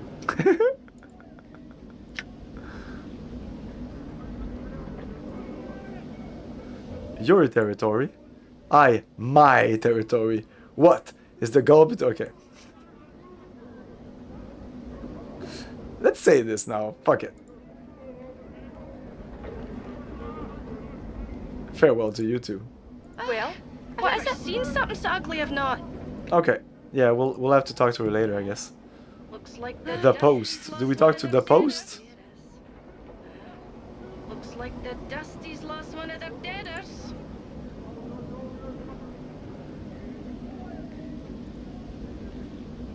No, I can't talk to them. I can only talk to the frightened Hive dwellers. Like, This filthy looking... It's pretty much time for the break, right? I'm having a lot of fun. Yeah, it's past the break and I'm a little hungry, so I'm gonna get something to eat quickly. It won't take that much time. I have some cookies here. I'll be back in a couple of minutes. You are Guybrush Threepwood, would-be pirate. Something's afoot on these islands, and it's up to you to find out what's what. A graphic adventure game has never been so easy. Using the award-winning SCUM system, walking, talking, taking is as simple as pointing the cursor and pressing a button. The Secret of Monkey Island offers adventure gamers a new kind of storytelling experience that includes logic puzzles, complex conversations, and side-splitting humor. Available now from LucasArts Games and JVC, The Secret of Monkey Island sets new standards for Sega Genesis CD games.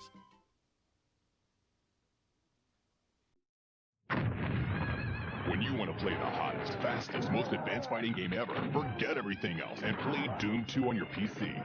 No other game gives you the incredible realism, the 360-degree smooth scrolling, and explosive action like Doom 2. It's easy to start playing, but it won't let you stop. Doom 2, it will consume you. Play solo against a computer, against a buddy by modem, or online in an awesome 4-way deathmatch. Doom 2, playing in a PC software store near you.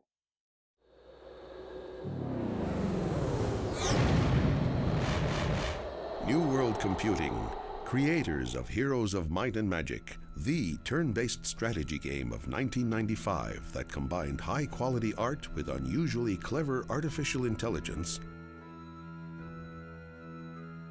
winners of multiple industry accolades and awards, proudly presents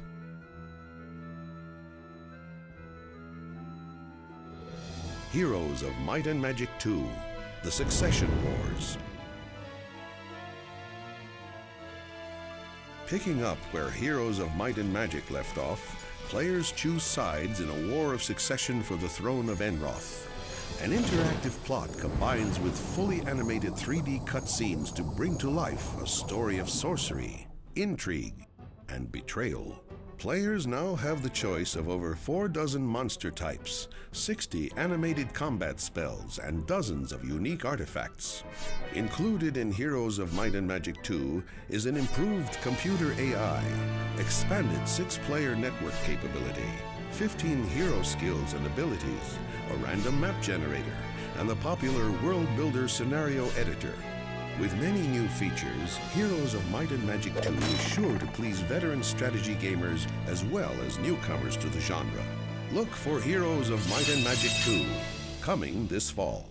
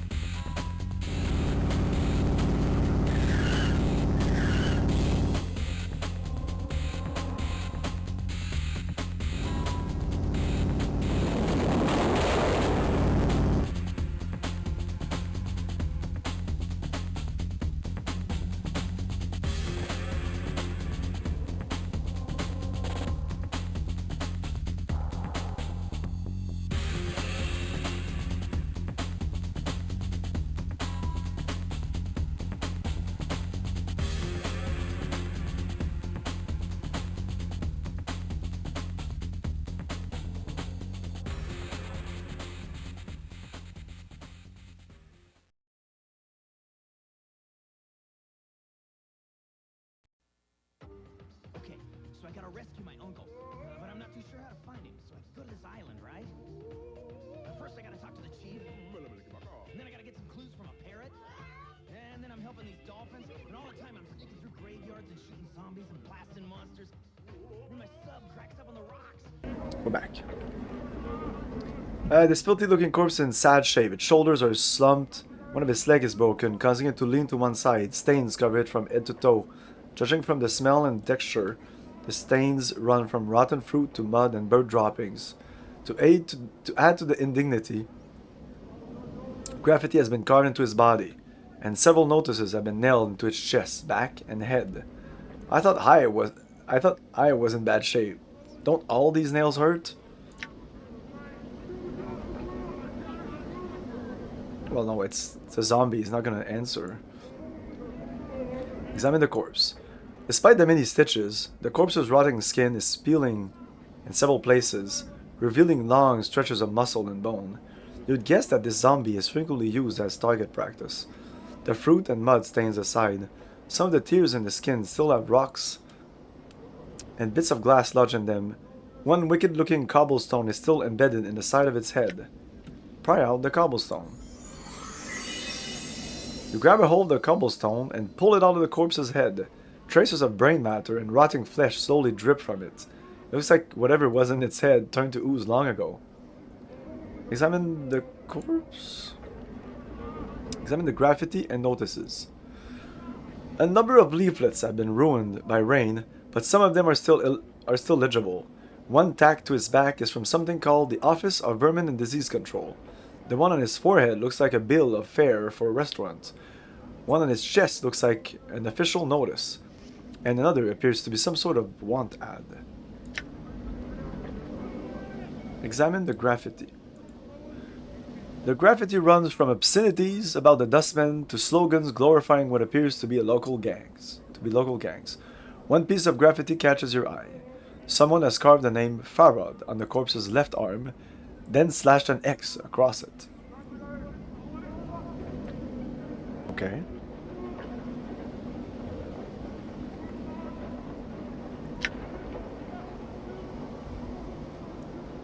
Look at the bill of fare. Oh, I didn't look at the post for Office of Vermin Disease Control. To those hive citizens wishing gainful employ with the most honorable and generous sigil government, inquire forth at Office of Vermin and Disease Control to help stem plague of brain rats. Bounties paid. Copper given for each rat tail brought. Tails must be genuine and from rat only. No cat, dog, or fiend tail accepted. Office several streets south and west of Mortuary Gate in Lower Ive. Ask for official inspector in charge, the respected Phineas T. Lort.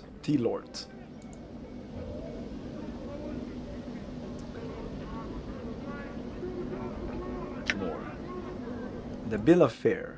Someone has posted a bill of fare for the Gathering Dust Bar, but the bill of fare cannot be read, as the words smoldering corpse bar have been scrawled in charcoal over the bill. Okay, these are two bars that exist in this lower... Smoldering corpse bar? The zombie immediately jerks his left arm upwards and points it far to the southeast. A moment later, the arm falls back to its side with a thump. Reminds me of a job I once had. He seems embarrassed. Well, I mean, without the arms.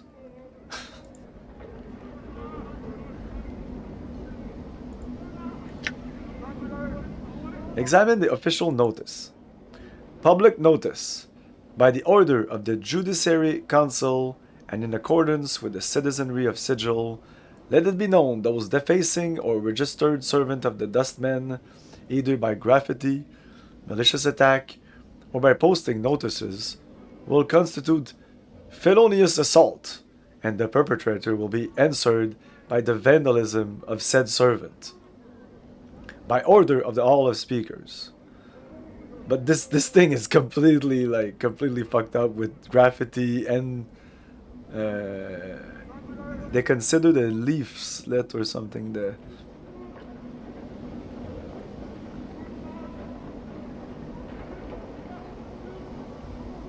Posting notice, apparently that's also a problem. Examine the other notices.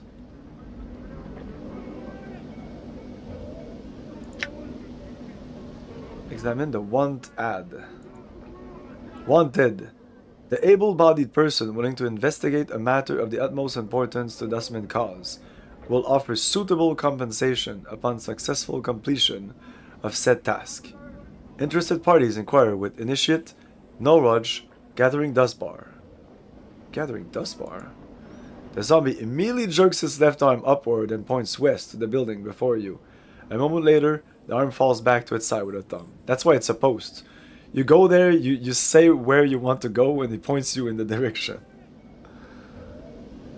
But people have used it for many, many other things, it seems. So we looked at the graffiti. It was only one graffiti. It's the Pharaoh thing.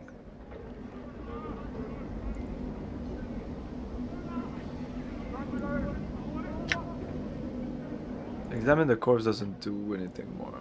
Okay, I think we've done everything here.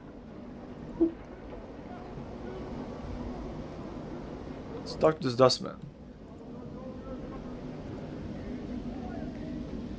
Oh, that's it. Okay, yeah.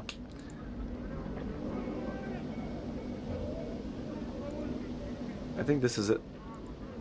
Gathering dust bar. Let's look at the map. It's not a big map. The mausoleum. Shenandra skip. So we went like that. Then like that. For some reason. I wanted to just explore this area. We came out of this, actually. Angiar's house. The mausoleum. Well, let's go into the bar first. There's a lot of stuff to do in this bar, as I remember it.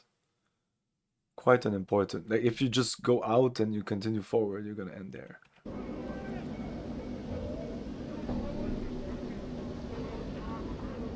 We talked to Arlots already. There's nothing to do with them, I think. Nothing more to do.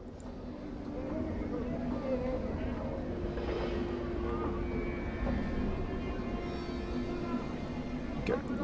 Let's enter this bar. Chief, what are we doing in here? Let's say we just give this place the laugh, alright? By the way, a game that is very similar to this, I'd say. And I just realized how similar it was. And maybe when I played it, I compared it to this. Disco Elysium. This and Disco Elysium are very, very... like close game. They're very similar. It's all in the dialogue. The dialogue itself is kind of a mini game. Sometimes to find a secret path inside the dialogue tree. But as you're doing it, you're reading this great dialogue. It's not like I'm just going like on a tree on a fucking paper. Nothing. No, nothing interesting. And then the game looks amazing also. But like I'm describing this map that is just a couple of feet. Everything's in front of everything. But like it's that big map. Like we're going to enter this place and we're going to spend 3 hours just inside this fucking bar. To talk to these people, which is kind of like Disco Elysium. Disco Elysium has like 5 days or something, and it is timed, so you can't talk to everybody. The time just passes. Each conversation that you click on, a minute, 5 minutes will pass, and eventually the 24 hours will be passed. It's pretty crazy. Sir the Skeptic. I don't know who to talk to first. Let's talk to Awaiting Death. No, let's talk to... Oh, Naroj. I know this guy. He's been named before. Let's look at the journal. Let's look at the beasts, but just the PC. No, Anno. Yeah, Anno. There's a tiefling, a brash girl on the brink of womanhood. On the brink of womanhood? I don't know. She seems pretty past womanhood right now. I'm looking past her womanhood right now. I'm looking like through the portal between the...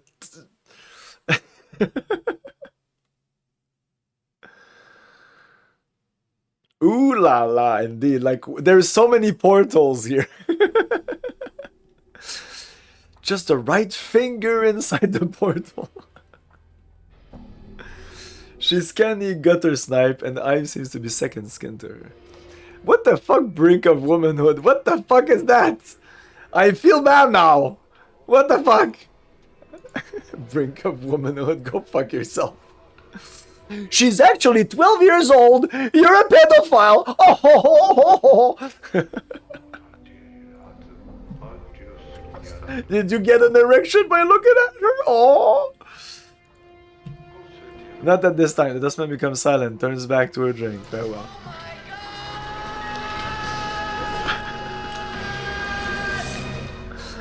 Oh man, there's a fucking movie that came out that it's actually a good movie. Because it's a movie about awakening, about seeing things, about becoming wiser. And what's the name of the movie? But in the fucking movie, there's that something things, pretty things. Pretty things, is that it? I'm gonna look it up. I think that's it. Twilight. No. Come on, guys. Come on. Poor Things. I was close. It was a P. Poor Things. Yeah. Watch that movie if you want to really feel bad about yourself. Because I would have to spoil it a little bit. But you will feel like a piece of shit at a certain point in the... Well, the whole movie, essentially. But then you'll get past it, I hope. I got past it after half an hour. Well, the thing doesn't come before a little time in the movie. And then it's like, ah! I can't talk about it. Okay, so... Spoilers for Poor Things, okay? It is a 7.9 out of 10 movie on IMDb, directed by Yorgos Lanthimos. You might be like, what the fuck? Or you might be like, yeah! Well, if you've seen The Killing of the Sacred Deer, The Lobster, or Dogtooth, I haven't seen Dogtooth. Maybe I should because I saw The Lobster. I loved The Killing of a Sacred Deer. The Lobster, eventually it's a little long for me. It just, it was too long. Eventually it was like, okay, we got the point. Okay, it's fucked up. Okay, yeah, you're funny. Okay, you're fucked up. Okay, you're fucked up, man. But The Killing of a Sacred Deer, it's pretty amazing. Poor Thing, in my opinion, is not as good, but it's rated higher on IMDb, which means nothing. It's all about your opinion. That's what matters most. But anyway, spoilers. We're backing spoilers for Poor Things. Okay. So if you don't want to hear about Poor Things, I'm gonna do this. Okay. So mute your stream. Put on your earbuds if you don't want to hear something that's pretty fucked up. Go. Okay. Spoilers. Now! Mute now! Okay? Okay, we can go now. You're not listening. So, in the movie,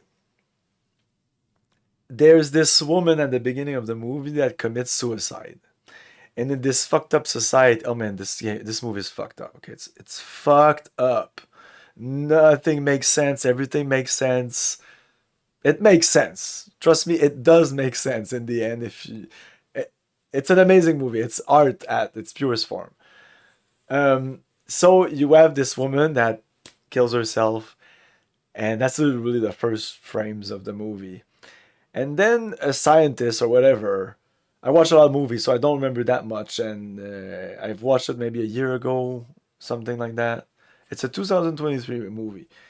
So the guy takes the brain, mad scientist, played by... William Dafoe. So, because the director, you might be like, what the fuck? But these actors, it's Emma Stone. Okay, so, Emma Stone. So, think about Emma Stone, okay? If you don't know who Emma Stone is, like, look it up. Emma Stone, okay? She's pretty amazing, I think. I think, in my opinion, is she looks fucking... She's gorgeous. It's fucking gorgeous. I would fuck her so much. But yeah, so the brain of the woman who died... Which, no, okay, I thought it's even fucked. Okay. She was... It's all coming back to me. She was... it's even more fucked up. She was bearing child. She was pregnant. So she dies, but her brain is still alive, and the baby is still alive. The mad scientist, played by William Dafoe, takes the brain of... While I'm describing, it's like, wow, what the fuck, man? It's crazy that this movie does that. Anyway, they take the brain of the woman and they put it in the body of her baby. Actually, her baby. Okay, so yeah, there's imagery there, but there's a concept that's important. But the fact that you have this brain of the woman that goes into the baby, but then she's kind of like a normal baby. No, wait, it's the opposite. It's the fucking opposite. They take the brain of the baby inside the woman's head. Yeah, that makes way more sense. So now we have fucking Emma Stone that is going around as a 1-year-old, as a 2-year-old, as a 3-year-old. Then the movie starts to pick up some pace. And the movie really starts when she's like... I don't know. She looks like she's...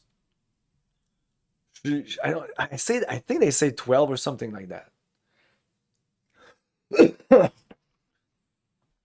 And you have this fucking 12-year-old in the body of Emma Stone and like pleasuring herself with an apple. So you have Emma Stone pleasuring herself with an apple.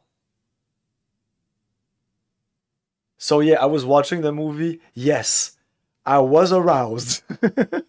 How can you not? I love women. I'm not gay. I really love women. And I'm like fucking aroused. But then I'm like, oh no, she's a fucking 12-year-old. Like, what the fucking fuck? And then when I finished the movie, which goes on and on, like she has a lot of sex. And then I looked up, like, is it just me or this is really, really, really, really fucked up? And from a director that I really like, and that goes like beyond philosophy and psychology and human nature and the animal within ourselves and the movie Lobster, which is fucked up. I would recommend The Killing of a Sacred Deer before. But actually, Poor Things is the one that is most accessible for everybody. That may be why it's 7.9 instead of 7.1 and 7.0.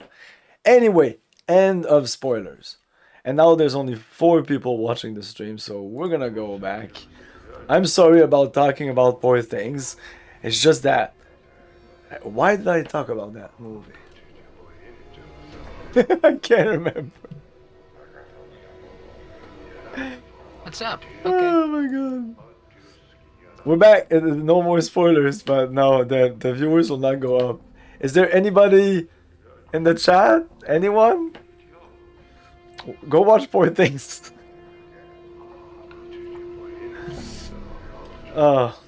Oh, everybody's on YouTube googling Emma Stone pleasuring themselves. Let's check it out. Can you do that?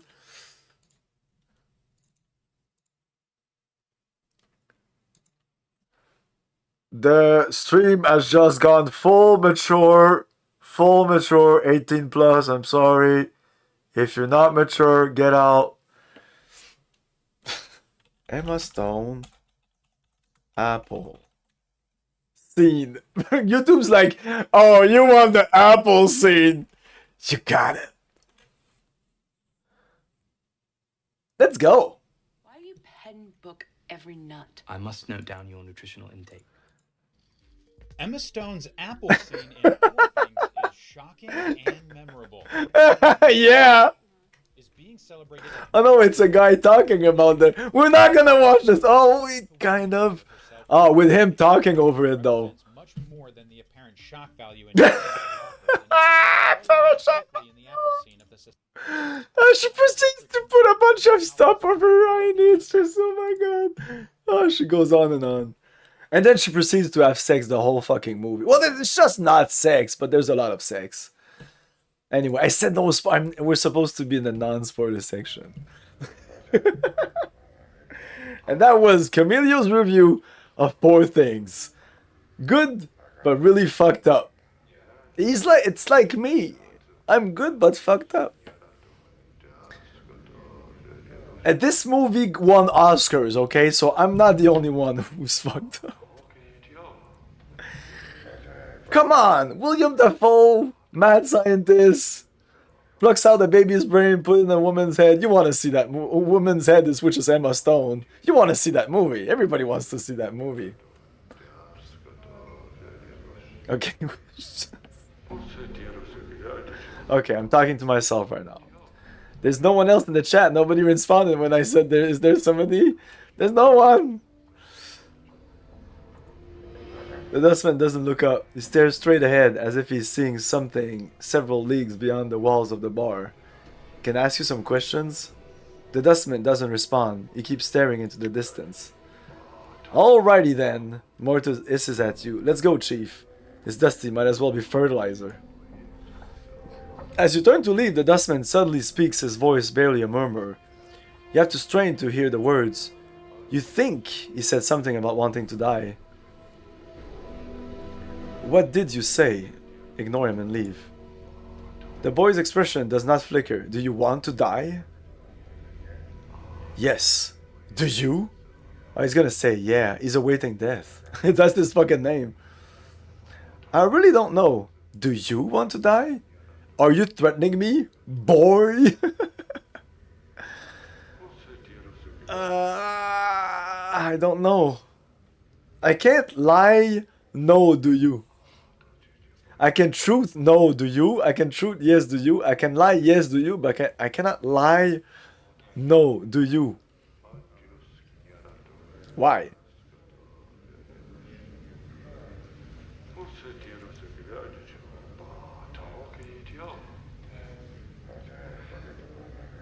Yes. I already know that my character is wise enough to understand that he actually wants to die. And that's the main... I think that's the main... It's pretty much that. That's the quest is to fucking die. Yes. Do you? That's not what I'm saying. Like Simon here, Camilio is not saying he wants to die. Just to be clear, I don't want to die. I'm not gonna off myself. I don't want to commit suicide, and I certainly don't want to die by a murderous guy who comes in on stream. Can you imagine that? Like a murderer just comes in right now and just kills me live on Twitch. Can you imagine that? That'd be fucking amazing. I want to see that someday. Like, I haven't seen that yet. I need to see this. I haven't seen that movie. I've seen the movie. I've seen Poor Things, but I haven't seen that. Holy shit. Oh, he asked me, why do you want to die? What is there to live for? I'm trapped in a city full of beast monsters. No. Because it is denied to me. That alone makes me desire it. Oh, interesting. There is something missing inside me. I am here speaking with you, but still somehow I feel hollow inside. No matter what I do, I cannot shake the feeling. I think that may be preferable. That sounds pretty bleak. Like, imagine somebody would really feel that. I don't feel that. But I might say that as this character. Because I kind of know his past. Because I played this game 2 times. So I'm actually kind of like... almost in the best mindset to play this game. Because it's all like fuzzy memories of other characters. One that was very generalistic. The first character I played. The second one was... total fighter. I don't even know if I put points in intelligence. The whole point of that playthrough was to play as a dumb guy, but you still start with 9, so you're never really dumb or unwise or anything. But I went dex, strength, and constitution. But now I want to go full on like intelligent, wisdom, charisma, and I saw a fucking pie chart of, and you can easily find it, of all the instances that intelligence charisma, wisdom, dex, strength. All these stats have roles. So that's why I say this game is I'm buckling the circle. We're circling the circle here, guys. We're going back to Disco Elysium. It's because everything is a role of these stats that you have. So you have these choices in the game, which are kind of like the choices that we all have as people. And you have your inner abilities, your statistics, your self, that is kind of your nature. And yeah, it changes a bit. But like I'll always be this little scrawny guy. I'll always look like this. Well, maybe in 3,000 people will be able to change their physical appearance or their mental capabilities or their physical prowess or their dexterity, all the stats that we have in RPGs. So that's why Disco Elysium and this game are just the perfect RPGs, like pure RPGs, where it's a role-playing game. You have this person with statistics that will be compared to, sometimes it's a little randomish. Disco Elysium has a lot of randomness in this. These are art checks. You'll talk to people and you'll have you can intimidate and they'll check your strength. They'll check your constitution if you're getting poisoned or whatever. I don't know. There's so many things in this game. Maybe somebody will be. I know dexterity is used a lot. For sure, strength and constitution are not the most used. Constitution might be the lesser used, but the number of intelligence rolls, I think it's around 600, maybe 900. It was not 1,000. But it was the highest of all of them. And that's intelligence, wisdom, charisma. If you want to have access to all these choices. Because you have to be wise, I guess, to say something like, there's something missing inside me. Or whatever. Or whatever happens in the rest of the game. Okay, back to the game.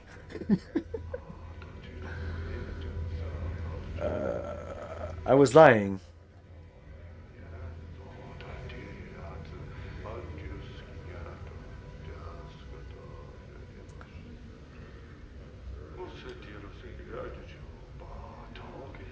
I can't say I don't know.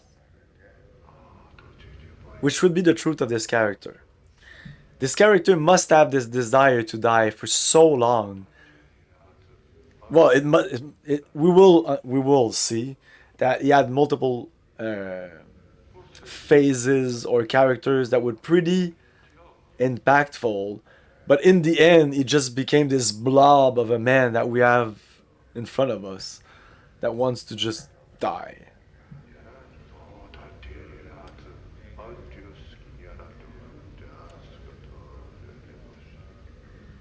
Let's go with this one. The dustman listens silently. After you speak, he does not respond, merely watches you. It looks like he's thinking. Do you want to die? Is that what you ask? Yes. Why do you want to die? Why don't you want to live? Then why haven't you killed yourself? Why do you want to die? This existence is a mockery of life. I don't wish to continue the charade any longer. His face wrinkles in disgust. Why would anyone wish to remain in this foul city in the center of a multiverse that feeds on pain and hatred? Death is silent, comforting. Surely living cannot be as bad as you make it out to be. That's a bleak outlook. There's a lot more to life than pain and hatred.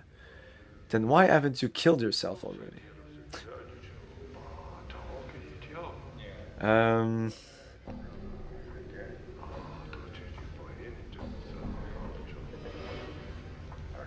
That's a bleak outlook. There's a lot more to life than pain and hatred. This is living. Now, this is living? He bares his teeth and his hands clench. This existence is a mockery of life. I do not wish to continue the charade any longer. Death is silent, comforting. Trust me, it's not. Maybe after the first death. Then why haven't you killed yourself? If this life owes nothing to you, then you should die. Trust me, it's not. The boy seems irritated by the comment. And how do you know? I've seen what lies beyond death. The boy stares at you. You are speaking truthfully. So yeah, exactly. This was a role. Like he looks at you, and if I hadn't, I don't know, let's say it's a wisdom roll, you needed 13 wisdom here, so the guys look at you and like, whoa, or charisma maybe. This looks like a wisdom charisma roll. I don't know. The boy stares at you. You're speaking truthfully. He looks at you in amazement. What is there? What did you see? And I have only one choice here, one truth. I lay on an island adrift upon an ocean of great darkness. The island was formed of shadowed stones, but the stones were not stones. For they murmured and whispered to me in a speech I could not understand. There is no silence there, no comfort, and the chill burrows beneath the flesh and sinks into the bone. Oh, I can say I will not speak of that place to anyone. I have said too much already. No, let's go. Boom. This will make us more lawful. Each time you say truthfully something, you get more lawful. Each time you lie, you get more chaotic. Doing silly stuff in the game will make you chaotic. Like talking to the zombies, talking to the post like I said did. Like insulting or insulting anyone will be more chaotic. And it's crazy. So also, yeah, there's also the alignment thing where every one of these choices will align toward what you'll become, and people will also see you as lawful evil, chaotic evil, lawful good, or whatever you decide to play this game as. I should play this game as an evil character. That'd be really fucked up. There is no difference. He looks down at the floor and chews his lips. Beyond the shadow of this existence, more misery awaits. There is no oblivion, no cleansing, nothing changes. The planes rotate, and nothing ever changes. Except you. You can still change. If you believe that, then it will be true. That was a great line. Except you can still change. He scoffs. Nay, I have tried repeatedly. If you believe that, then it will be true. It is more than belief. It is reality. Well, if you believe it, it is reality. It is your reality. His gaze turns dark. Have you seen this city? It rots, and everything within it rots with it. There is no hope, nothing to strive for. Everything is stained with darkness and shadow. Wow, they're actually talking about now, like 2024. Like, I mean, they were talking about life in 1998, maybe this was written. But if you thought that 1998 was bleak, which it may have been for a lot of people, 2024, for me, but it seems for a lot of people, look into yourself, you will know it to be true. That now it's really, really bleak. And you know what? It's probably going to be bleaker in another 20 years. Like, get another 20 years, and it's going to be bleaker. Not unlivable. Like, I don't think I hope so. I hope that my kids will not, like, live in a fucking, like wasteland example, or, like, just crap. You know? I don't know how to describe it. Crap, not just like material crap, but also crap thoughts, you know, and just kind of like the humanity regresses. People are just dumber and dumber. That's where we seem to be tending now, I'd say, for the last 5, maybe more years, right? No, but I think it can always, it's a pendulum, so I should be hopeful. Do you think that in 20 years, of course, like I said, in 20 years, it will be bleaker than now? Unless something like gigantic happened. But chances are it's going to be bleaker than now. How bleak? It may just be more like shit. But it can always be more shit. Tending like kind of an logarithmic curve that tends but never really touches like the bleakest of the bleak. It's here. So if you're saying that this is rock bottom, that means that next year is going to be better. That's the nature of things. if we're gonna go deep into fucking philosophical thought, if you're saying that this is the lowest, it's actually a good thing, which is not what I think. We always had stupid people. We just gave them a voice with social media. Nix, I want to have a conversation with you.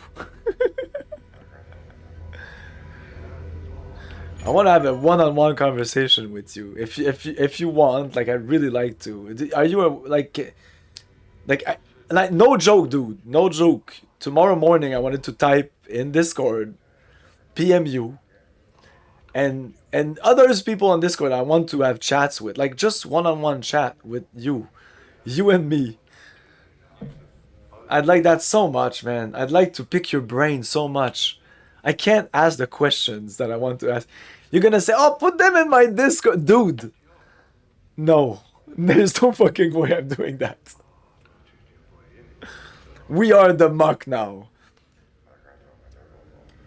Yeah, are you tomorrow or Sunday? Let's do this live. I'll PM you or PM me right now if you're when you're available.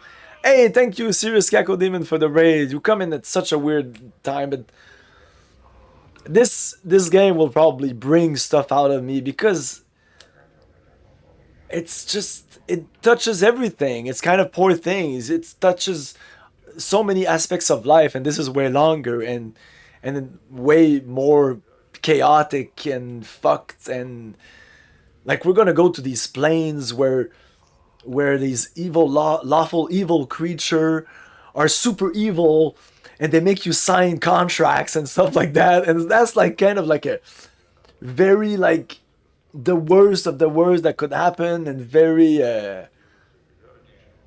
it's crazy. But of course these things happen in our world. Like that's what this game is taking all these aspects, because I know people that are very, very lawful good, that are so like, it's important to have these. I'm not like that. I consider myself true neutral, to be super honest. They have this like way of being, and this is how it is, and not lawful in the sense that I'm obeying the law. No, they have order in their way of being. You know, this is it for them. Is it a good thing? Is it a bad thing? That's all your opinion, man. But they have like a way to do. I'm not like that. Sometimes I'm very ordered, and sometimes I'm very, but other times I'm completely chaotic, and I'm everywhere, nowhere at the same time. It's fucking crazy in there. You don't want to go in there. But I have these moments of more little lawful. That's why I consider myself neutral. Maybe more tending good than evil, like a good neutral good.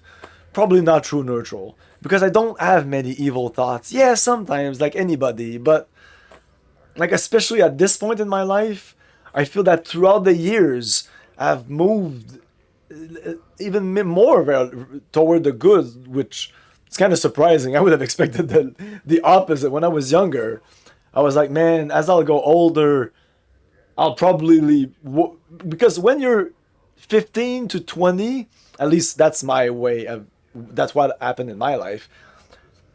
I was looking at my future as an adult, and I would say to myself and think to myself, oh, I'm just gonna become one of these zombies.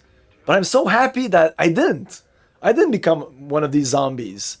I feel I have my own thoughts, my own opinion. I'm somebody, and we can talk about all sorts of stuff, and I can watch all sorts of podcasts, whether I agree with them or not. It doesn't matter. I just like, oh, okay, you think that way, okay. There's some logic to that, but there's also the logic to the opposite. Like I like to say, some things are good and bad at the same time. And I like exchanging ideas with people, and yeah, Nix, you and me, please. Sunday night, tomorrow. Tomorrow night, no, my Sunday night, dude, I'm streaming. After the stream, let's make it happen. I'm gonna list every single one of my schedule this week. Me and Nix are having a date, okay? Okay. You know I'm not gay. I like seeing Emma put an apple up her Whoop whoop. I'll bring the beer. Yeah, I'll bring the weed. There's no hope, nothing to strive for. Everything is stained with darkness and shadow. What would believe as a dustman? Is that a worthy enough goal? Then there is nothing more to say. I will leave now. Emma who? Emma in the whoo-hoo? Emma brings an apple in the whoo-hoo?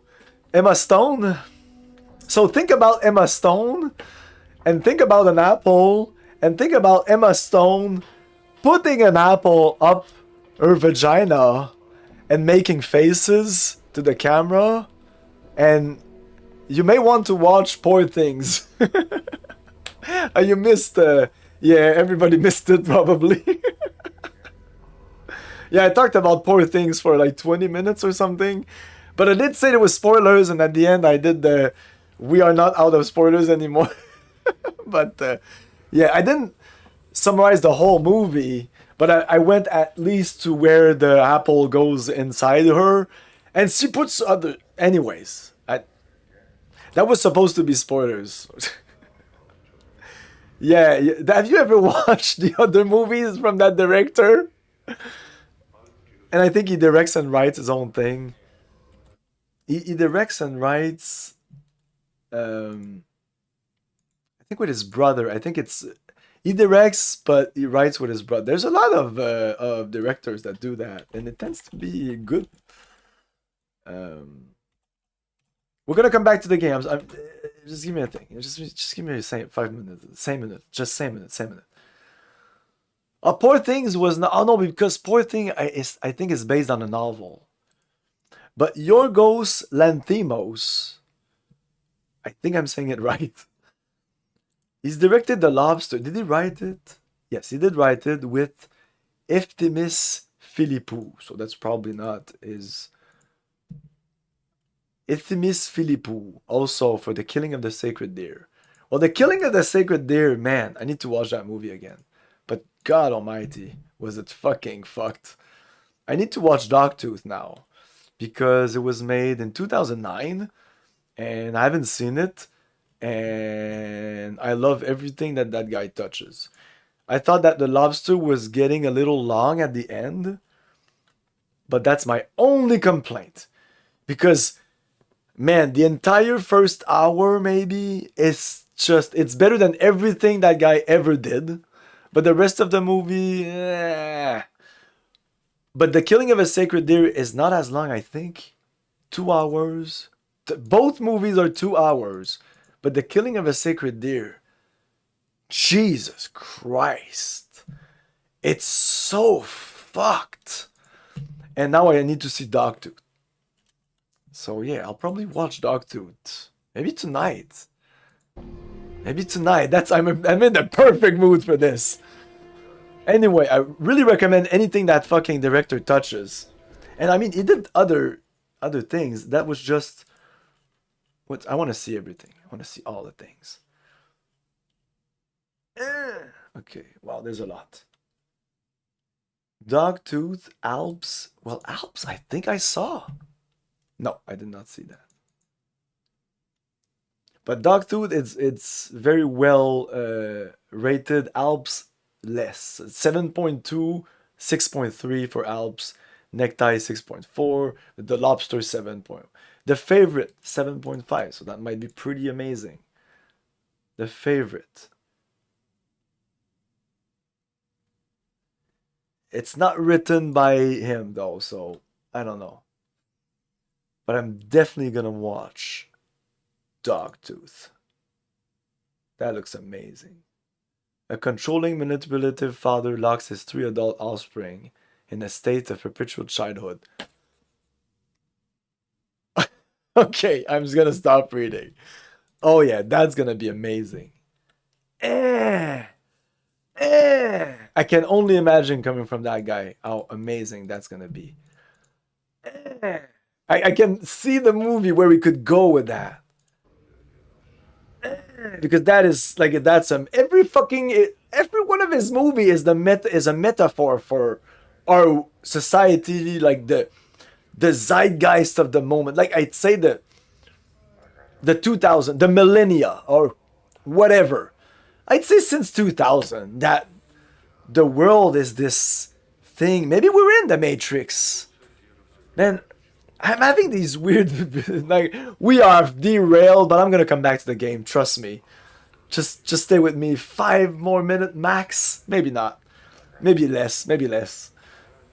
But I'm having these weird, vivid dreams every single night for about 2 weeks. And like, I used to dream a lot when I was young, like, you know, your typical dream nightmare, whatever. But then when I got to about my 20s, maybe 25, maybe, less and less dreams. And at a point, almost no dream at all. Like, but I know that it's, you always dream, but you remember them, you know. But it's not about remember. I fucking live these things. But maybe it is remember them, because if you live them, if you have apparently you have like 6 dreams about per night. If you don't remember them, you don't remember them. But anyway, for a long time it was like once a month, and it wasn't like, it was just, I would wake up and be like, that was weird. But since about 2 weeks, and it started like bang. And every single night, I go to bed. But for the first couple of days, I didn't really bother. But I was like, wow, I'm having these weird dreams, like twice in a row. And then the third night, because I don't know if you're like me, but when I go to sleep, I just go to sleep. And I'm done. I'm sleeping. I can easily get woken up. But like, I essentially, if nobody goes into my room or touches me or any weird sound that would wake me up, and I don't need much, I'm a really light sleeper, but I'll just sleep. So after 3 days of, and it wasn't the same dream, it was always just a weird dream that is very, like everything is palpable. It's fucking amazing. It's amazing, but I don't like, now I'm kind of sick of it. After about 2 weeks, I'd say. And now I'm like, okay, maybe Simon, you should bring a paper and just write them down. Because some of them are pretty fucked up and pretty amazing. And it's like, I remember them vividly. I wake up and I've lived these things. They have happened for me. I have all these emotions, like, it's crazy. It's like I wake up and I'm like, whoa! Anyways, this is a weird slice of my life, and it's not what I wanted to talk to you about, Nick, sir.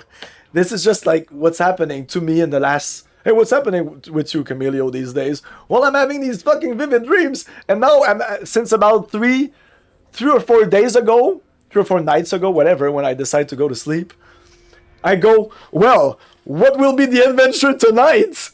And while I'm in my bed and I'm like, oh, I'm gonna, it's gonna be okay tonight. I'm probably not gonna, it's gonna be, everything's gonna go normally. And then I guess I go to sleep. You never know when you go to sleep, right? You just go to sleep. And I guess I go to sleep. And then adventure happens. And then I wake up and I'm like, holy fucking shit. Like, I can tell you about, like, last dream was, I ordered some shit on Amazon, and there were tables, and there was a glass. I remember there was a vivid, at the end I'm guessing it's like an AI thing. Like, my dreams feel like AI generated stuff. You know, when you look at AI generated stuff, like video AI generated stuff, that kind of looks like dreams. Like, where in your dream, you'll open up a door and the door will be brown, and then you'll open up again and it'll be red, and then you enter a room. You know, nothing makes sense. You enter the room, and then there's the kitchen, and then you turn around, and then it's the kitchen again, and you turn around, and it's your living room. No, so I can't really explain. I would have written quickly what happened, but I know that two days ago, it was like kind of a video game. I was a big dragon, and I was going on. Anyways, it's like, and super vivid. Anyways, that's weird. Slice of life. It is more than belief. It is reality. What time is it? Oh, it's time to end the stream, guys. 10:30. That's not too bad. It is more than belief. It is reality. He gets his turns back. When I said we're going to be 3 hours in this bar, I wasn't lying.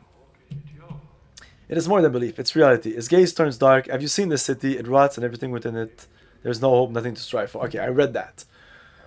What about your belief as a dustman? Isn't that worthy enough goal? He nods. The dustman philosophy is worthy goal, else I would not have become a dustman. Then heed this. You are too eager to reach oblivion. According to the tenets of the dustman, that very eagerness to reach the true death will keep you forever from it.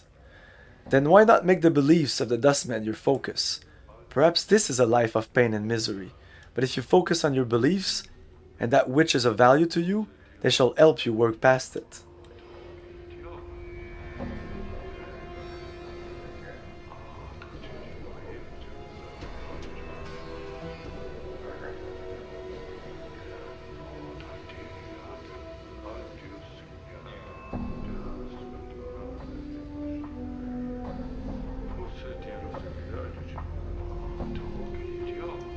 Perhaps. He considers, oh, I didn't read it. Then why not make the beliefs of the dustman your focus?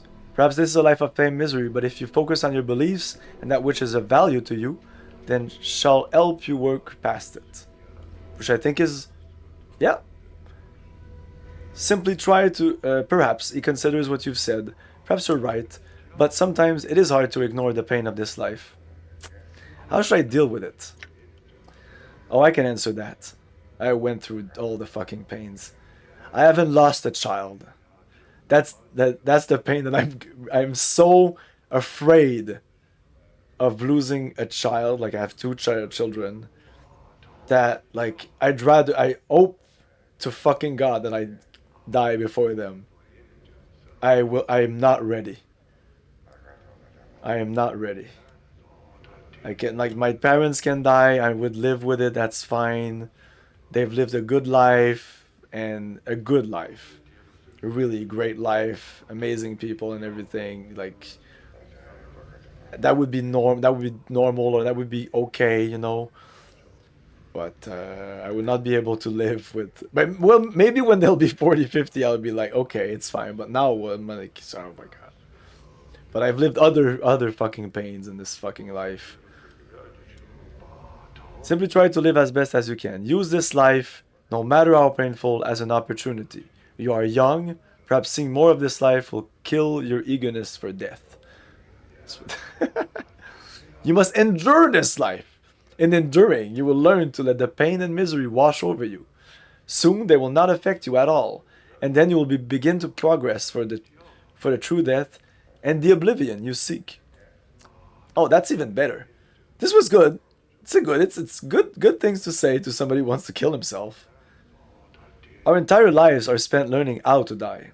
Only you can answer the question you have asked.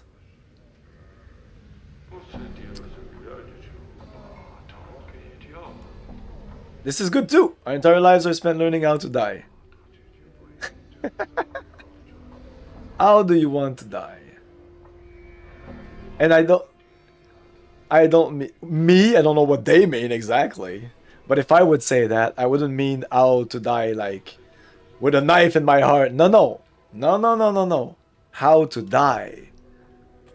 You know, how you lived your life, how to die. You know, die that somebody who wasn't happy, who did nothing and was like, eh. Like I'd be happy to die. No, I wouldn't be happy to die, you know. But I've lived a good life, even though I had a lot of pains. I've learned a lot, and I'm there in my life. I don't want to die. But if it happens, it happens. Like anything in life. It's okay. I'm okay with that. It's the only truth. Everybody dies and everybody poops. And if you don't poop, you die. And if you die, you don't poop. I'm a genius. Our entire lives are spent learning how to die. No, I'm gonna go with this one. No, not that. I don't know. Enduring. Jesus Christ, I don't know. This is good because only you can answer.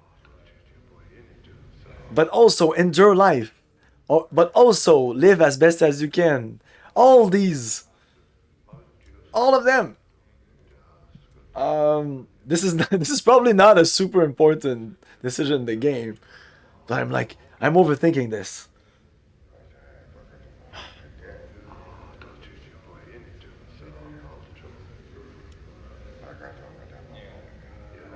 Let's go with this. The boy falls silent, thinking. Eventually he turns back to you. Your words carry weight, sir, and a fresh perspective. I will do as you have said. That is all I ask. Live, grow old, and learn. You guys that listen to this, we all gain 600 experience points in real life.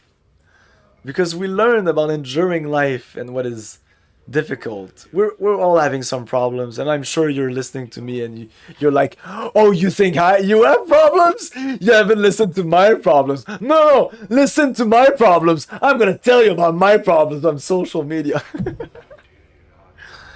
No, it's all, everybody has suffered. Some have suffered less than others. Like my kids, I don't think they've suffered much, which is good. You did it! You did it! I knew you would! I just knew you would! What was I about to say? Like my kids. Ah, man, I was about to say something about my kids. God damn it.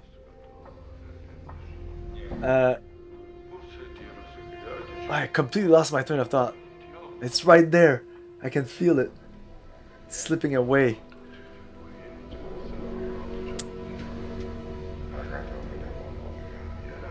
Yes, exactly. Suffering. Thank you. Ah, truly notorious. Yeah, the suffering. Like, they haven't suffered much. And when I was young, I haven't suffered much either. But that's a good and a bad thing, because if you don't suffer, you don't learn and you don't grow. You're kind of like this innocent thing that's still going around in life, but people are just people or things or you yourself are protecting you from the scars and from the danger. But all these weird experiences that will, like the expression, what doesn't kill you makes you stronger. Like that's amazing. That's just wisdom upon wisdom. And it's just a simple phrase that a lot of people will just brush off. No, but that's it. That's how it is in life. Like I've never, like I said, my worst pain would be to lose my children as a mental pain, but I've never fractured any of my bones or like lost a member or like the worst that has happened to my body. Wow. Actually, like lots of mental damage, but my body, emotional damage, like mental and emotional damage, which maybe not a lot of mental damage. Mental damage would occur, in my opinion, like put somebody in a box for 2 years or something, and have him not use his mental capacity. So if he's not using his mental capacity, he will lose his mental capacity. Like if he doesn't think, and actually you don't need to put somebody in a box. You just need, that's what happened to the fucking zombies around us. That's because they stopped thinking. You can, at this point in life, in the 21st century, right? This is the 21st. Lost viewers, but no members. Yeah, exactly. Oh, I lost so many viewers. Because some of the things I say is, but come on, man, you can't. Anyways, like I would love to watch a streamer that's not exactly like me, but I would love to watch you, Truly Notorious, stream and say your piece, not just play games. You could play game. The game is just there as a support. It has become this through the years. When I started in 2022, no, the worst. We lost the worst viewers, exactly. But I want the best viewers. So the next time that one of these of these bots come in that sell the best views, maybe I could get a couple of best views. Just a couple, you know? Yeah.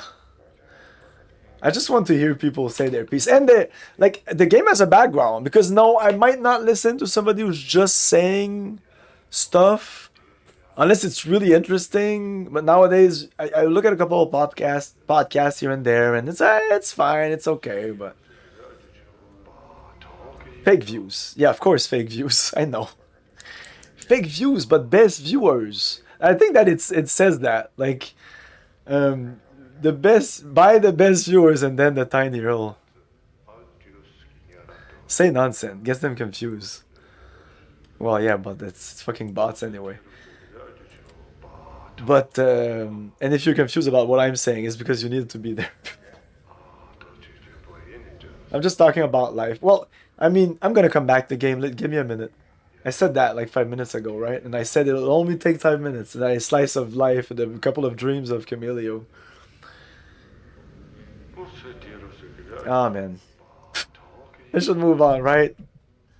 It's half and half at this point. I have these two choices here. Should I continue with the game? Or should I continue talking about what it is to be alive?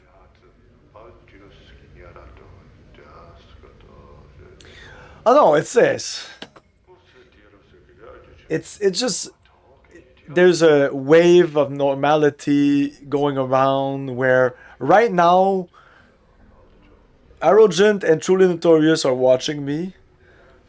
Statistically, I'd say maybe there's another watching us that doesn't want to talk and never talked. He just comes in. He's one of these people that I see in the chat there. There's so many people. There's way more than... Twitch has 7 viewers, but there's way more people in the chat. I know Nyx probably opened up the stream and went did something else. Somebody else said earlier that he was probably muting the stream because he knew... no, he knew that he wanted to play this game. He didn't know the game, but he knew that he wanted to mute the stream. So it says 7 viewers. In there, you might have, like I said, maybe 3 or 4 that are actual real people. And the rest, it's still real people. Nyx probably has his window open, but he's doing something else in the house. Am I muted? Am I not muted? Hey, Nyx! Who knows? I usually, when I put... Oh, no, that's not... No. I was about to say, sometimes I put most of the time I put streamers on. I rarely mute. I was about to say that I do it, but no, it happens. Because of a fucking phone call. It's so fucking annoying. Like, you're having these conversations... Like, this morning, I'm having this conversation with Crunchy Snacker. And a fucking phone call, and I'm like, oh no. And then he's talking to me. And I want to listen to you, but I need to mute the stream. Fuck! So I mute the stream, I take my phone, and I'm like, fuck you, that wasn't worth it. God damn it. Unmute the stream. And then he's over. And I'm like, oh. I had a phone call. Because we were in a fucking conversation, you know? And he went on a monologue. He was talking to me. Specifically to me. And... So I come back and I'm like, instead of saying, can you repeat that? I'm like, I was on the phone and not knowing what he's going to do with that. I'd like him to repeat it. And he's like, oh no, I'm not going to repeat that. Which is exactly what I would have said. I would have said, fuck that. You needed to be there. I'm not going to repeat it. And kind of as a joke, like I love Crunchy. He has kind of my kind of sense of humor. Doesn't really take everything seriously. We're all having fun here. That's why me and Fencer... It didn't work out. We couldn't go on a date. We won't marry. It didn't connect. And I love this point of view, but he definitely didn't like my points of view about him. But I don't know. I like poking people. I just like digging for bullshit. You dig, you find bullshit, and you're like, okay, well, it's bullshit. And then if the other guy's in front of you is like, no, it's not bullshit. You're wrong. And you're like, well, It really smells like bullshit. Are you sure? And the guy's like, no, it's not bullshit. Well, eat it. And the guy's like, it's not bullshit. It's not bullshit. Anyways, now we're going back to the game. But yeah, what happened? What I was about to say about the wave of we're gonna go back to the game. I'm gonna extend the stream.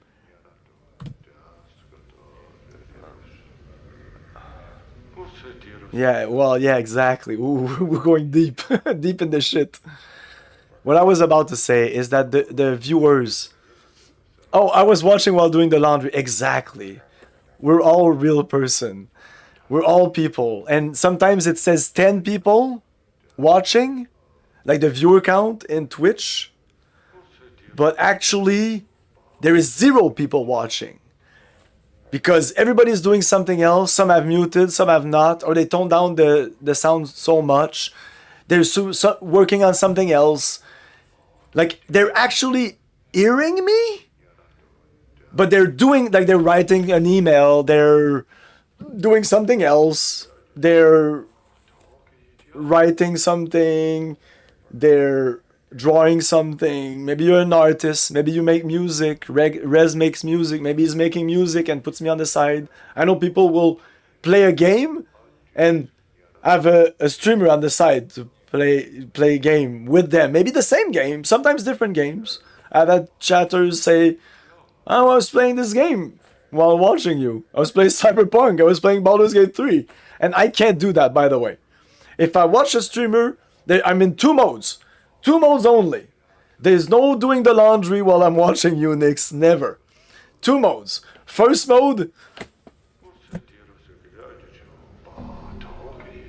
And we're like chatting, bing, bing, bing, bing, bing. I'm actively, like, I'm with you. We're having a conversation. Well, maybe 3 modes, I guess. But the 2 other modes is very passive. Like, the stream is on the side. I'm working on computers, I'm writing emails, I'm talking to clients, and you might be like very low. I moved the fucking volume. So yeah, but if I'm sitting here and I'm usually no headphones, it's my speakers, and it's pretty loud. If the phone rings, it's usually mute because like I don't have the time to move the volume. But sometimes I'll turn around and I have to fiddle something on a computer, and I'll just put the volume down a little bit. And that's about like that's the 2 other phases where I'm watching with the full volume, but I'm doing something else. But I'm mostly like you're the streamer, whether it's Nix or Arrogant or whatever. It's like it's my primary focus. But don't ask me what we talked about. Or sometimes there's too many things going on in this fucking brain. I'm 24/7. Do not disturb on my phone. Oh wow, that's awesome. But yeah, I said it before when I was playing Dune. I can't do 2 things at the same time. Well, 2, but like right now, I can't play and talk at the same time. I just can't. It's either I'm talking to you and we're here, this moment, or I'm in the game and you're kind of the chat is kind of a passive thing where I respond to one of the comments and I go back to the game. You know, I just read your comment and I go back to the game. But now, right now, it's cool. We have a conversation with Truly Notorious, Arrogant, and Nix because of work. Man, I'd like to do that, but it's also my work. My phone is the opposite. It's always open. You can literally call me anytime. If I give you my phone number, Nix, this weekend, which might happen, you could call me anytime. At 3 in the morning, you could call me. I would answer and be like, huh? Dude, I had this fucking vivid dream, man. But yeah, you can just call me. I think that as a human, as a person, I need to be reachable if somebody that I care about or love wants to reach me. And I don't expect everybody to do the same, but kind of. Like, that's what I think would be the best in the best of the world, you know, in the best world. There's a lot of things this little brain thinks that would do best in the best of worlds, but yeah, it's not gonna happen. But hey, if I just have interactions with people that think like that, it's amazing.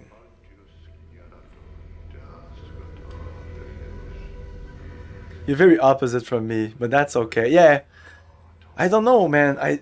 Maybe you don't. I don't have many. You don't so arrogant. Like, I don't know. Like, you don't have anybody that you would like. Wow, that's bleak as fuck. I'm sorry. I'm just putting myself in your mind. Yeah, I know. I'm also super. I don't know. I'm very antisocial. Don't get me wrong. But when I'm social, I'm very social.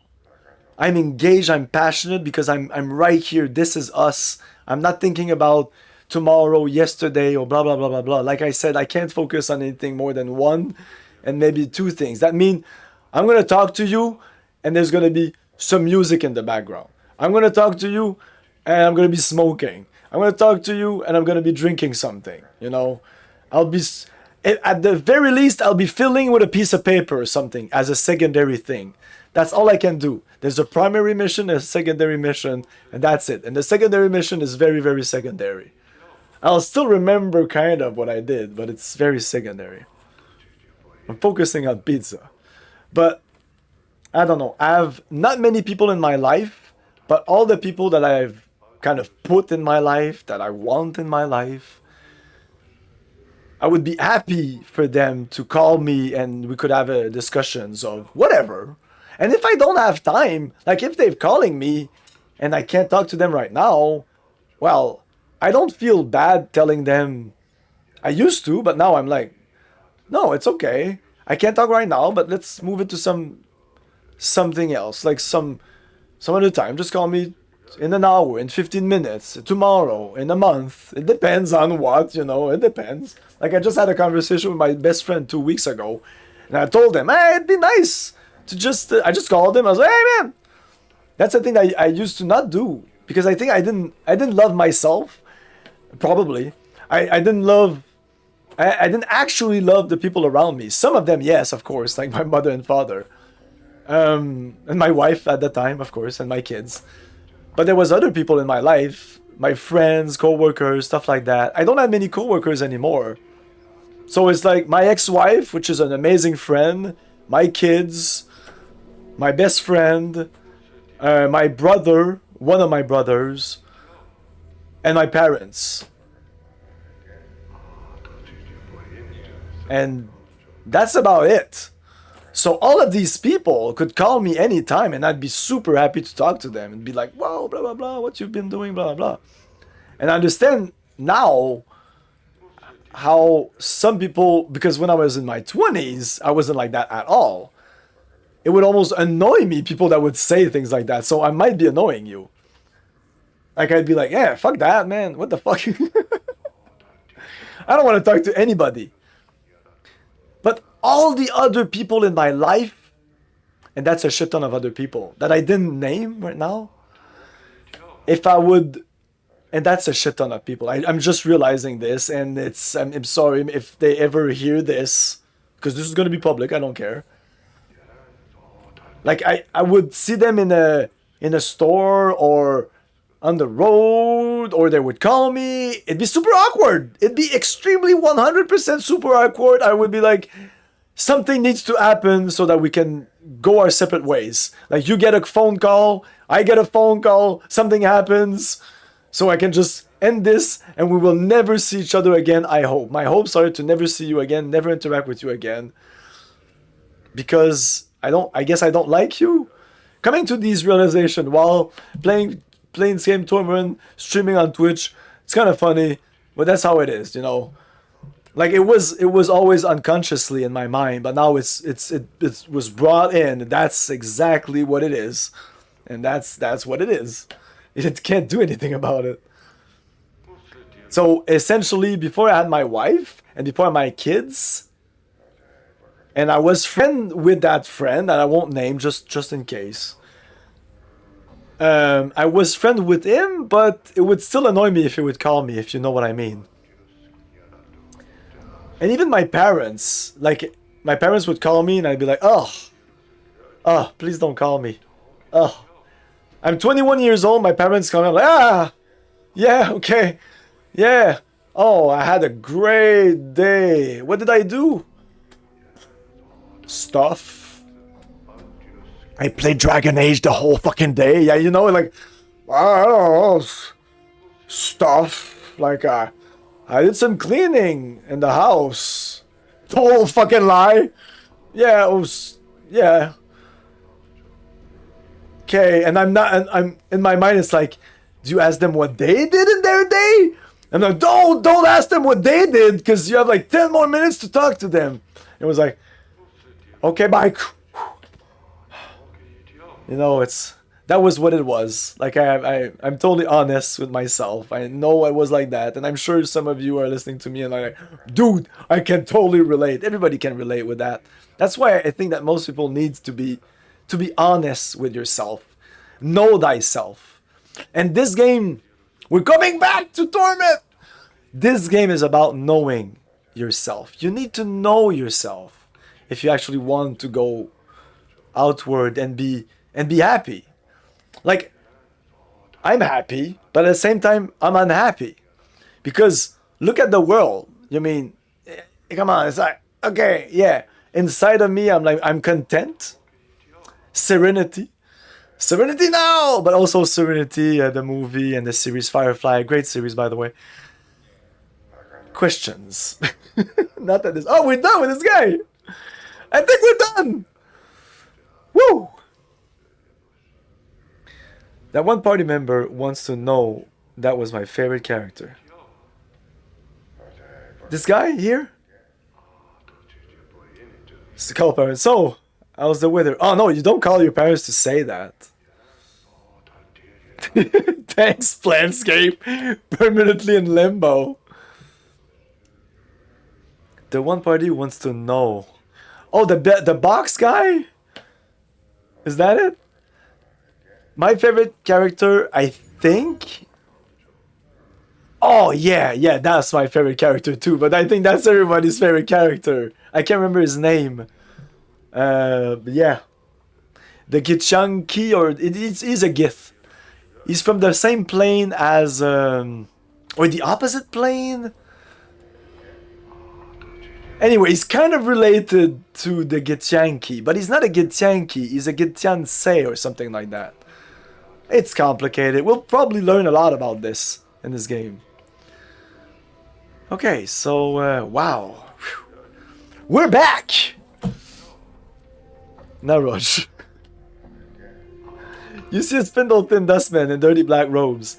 His stiff black hair springs forth from his skull like a crown of spikes, and his leopard-white skin is drawn sharply across his skull. He is frowning into his drink and mumbling to himself, "Greetings."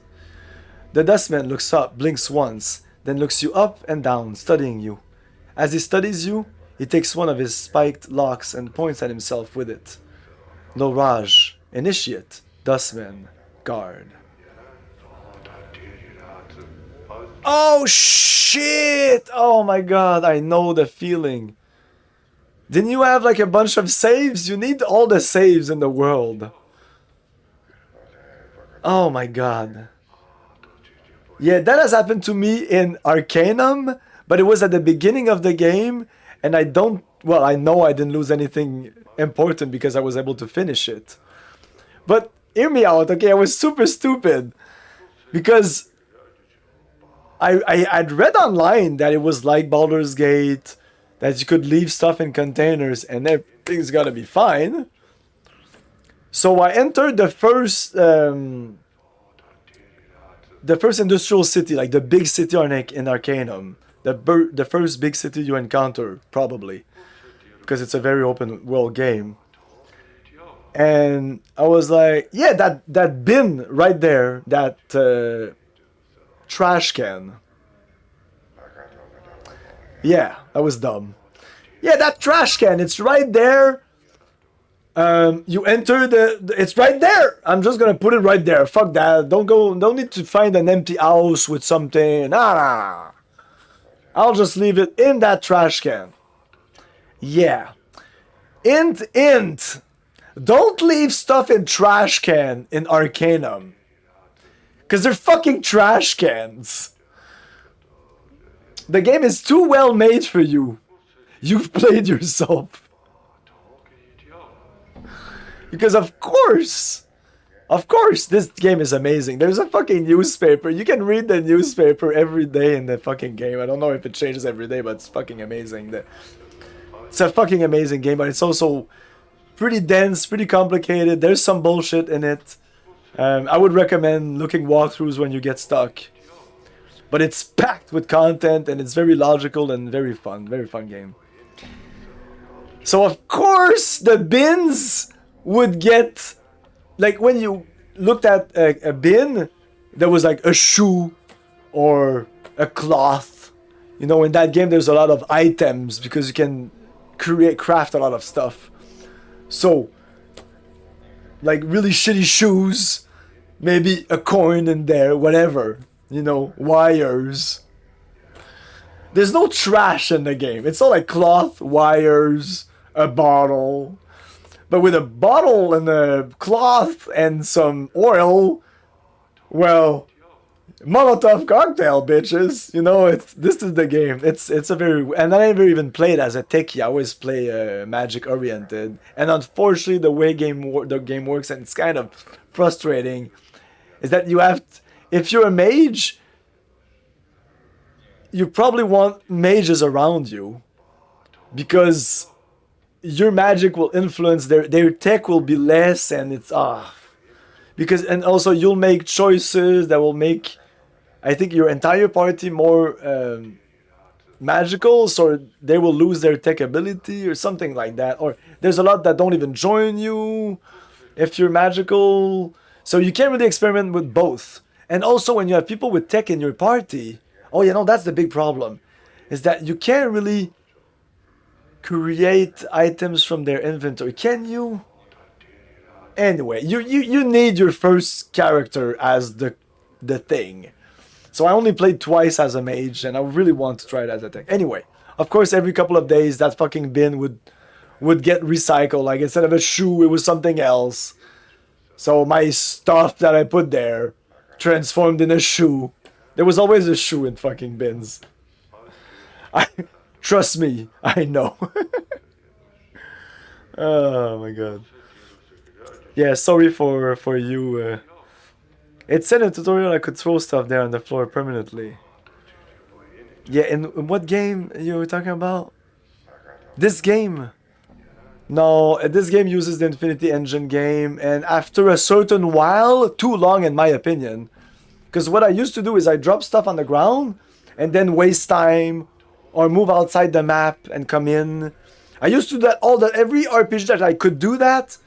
Like drop stuff on the ground, reload the map, like find a loading spot, like where it loads and you switch to another thing, ideally an area that's farther, not a house. So go to that area. If the game has a rest system, rest. If there is no rest system, whatever. Now you're kind of maybe fucked, because if there's actually a timer in the game, you're fucked. And then come back and check if it's okay, and if you lost your stuff, reload. I would do that steadily every single fucking RPG I played. Even Arcanum, but I probably threw stuff in the bin, went outside, waited a day, came back, look at the bin, everything's fine. Did a lot of stuff in there. There's so much stuff to do in that place. Came back to the bin. Oh, shit. When's my last save? And then I reloaded the save, and then I came back, and no, it was way before that. And then fuck that. Okay, these things are lost. I think there was nothing important. I think I had a save not too long before, so I could compare. What are the items that I threw? Okay, I still got that ring! The ring that you think is super important in the game, but it's not really that important. It can help you, but it's not the big deal. Planescape. Yep, lost. Yeah, we're lost. I'm here about the posting outs. Thank you, Arrogant. The dustman looks you up and down. Many troubles have I, help can you. A mausoleum awakes, the dead walk, the dead disturb, the dustman disturbed. Find out what disturbs the undead, and copper coins will I pay. A quiz. Updated my journal. Mausoleum by Dustman Memorial. Go north and west from Black Monument. Yeah, I saw it on my map. That's it, that's all he wanted. Leave him alone. That's it. It's not too bad, right? All Copper Eye. Another 2 hours of conversation with All Copper Eye. Before you is a tall, silent figure. He could easily pass for a statue. Although the deep furrows in his face and brow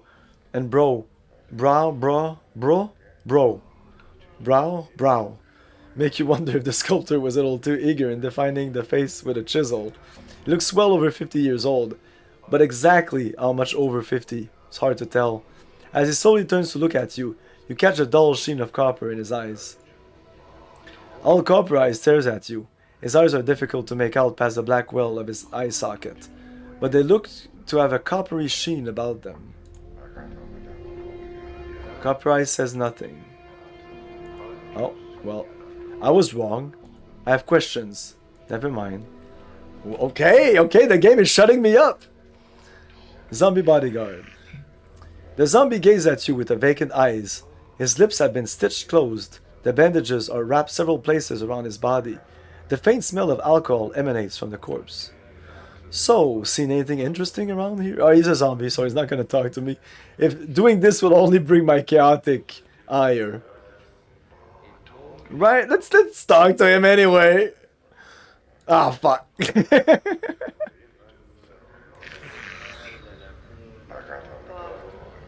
Since I like to try stuff, and I won't reload each time I try stuff, we'll probably end up chaotic good. I'm very good in this game. I do all the good things. In games in general, and in life. This female corpse is dressed in a heavy burlap. I'm the guy who brings up the cart. I passed the cart test, the mini cart test. Yeah. I put the cart, and if there's other carts, I even put them in. I'm that guy. It takes like a second. It's like, oh, cool, it's done. That's it. Is that stupid? That's simple. Back to the 80s. Like, when I was in the 80s, people used to fucking put the cart back in after they gone grocery shopping. You know what I'm talking about? Look it up. It's actually a thing. The cart test. Tim Kaine talked about it a couple of weeks ago, and I knew about it way before he talked about it. But yeah, it's a fucking... Yo, show that. What's going on? She's like, play Torment. Stop talking about other stuff. This female corpse is dressed in a heavy burlap shirt covered with food with wax. Her lips have been stitched closed, and her arms and legs are wrapped in several layers of bandages. The bandages seem to have been soaked in preservative to keep the corpse fresh. As a result, I don't like this. No.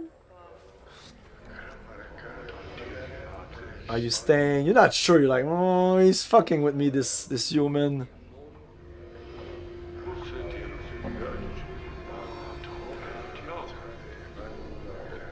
She's annoyed. She's very annoyed. She's like, oh, you fucking human.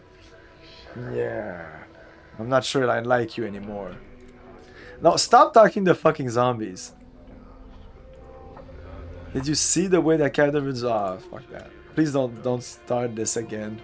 Mort ignores you and becomes thoughtful. I don't really mind the attention, actually. It's just that I'd like to be seen as something more than just a skull, you know. I have feelings that go beyond my base animal instincts.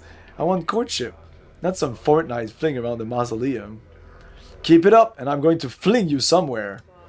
Mort, you are a skull. Nobody can help but see you as a skull. Accept it. So this again. This will make me more lawful, more chaotic. Chaotic. Whoa, Chief. Oh, I should have said that though. Keep it up. I'm going to fling you some. Whoa, Chief. More back slightly out of man's reach. Women, they appreciate lovers, not fighters. You are perhaps the last person I would ever take romantic advice from. If you had half the sense you died with, you'd know better. Mord's voice rises to new heights of smugness. When it comes to the annals of love, I wrote them all. Annals of love? We're not gonna comment on that. The game doesn't want us to comment on that. These dustmen are nothing. Oh, we might be done with this place. It's the smoldering corpse bar that there's a lot of stuff to do in. Rags, I don't know. We need everything. It could be a portal. It could be a key to a portal. This female corpse is dressed in heavy burlap, shirt covered with food, wine. We talked to you. I can't even ask. About me, okay? What do you think about me? Seri the Skeptic. Okay. Seri the Skeptic. As you approach, the elderly woman turns and stares at you. La, look who's coming a-calling, Unsere today. Death's dearest son. She looks you up and down, then shakes her head in disbelief. By every power in its mother, boy, what crypt did you crawl out of? I didn't crawl out of any crypt. I'm fresh from the mortuary, actually. Well, the crypt was losing its charm, so now I'm looking around for the right place to die.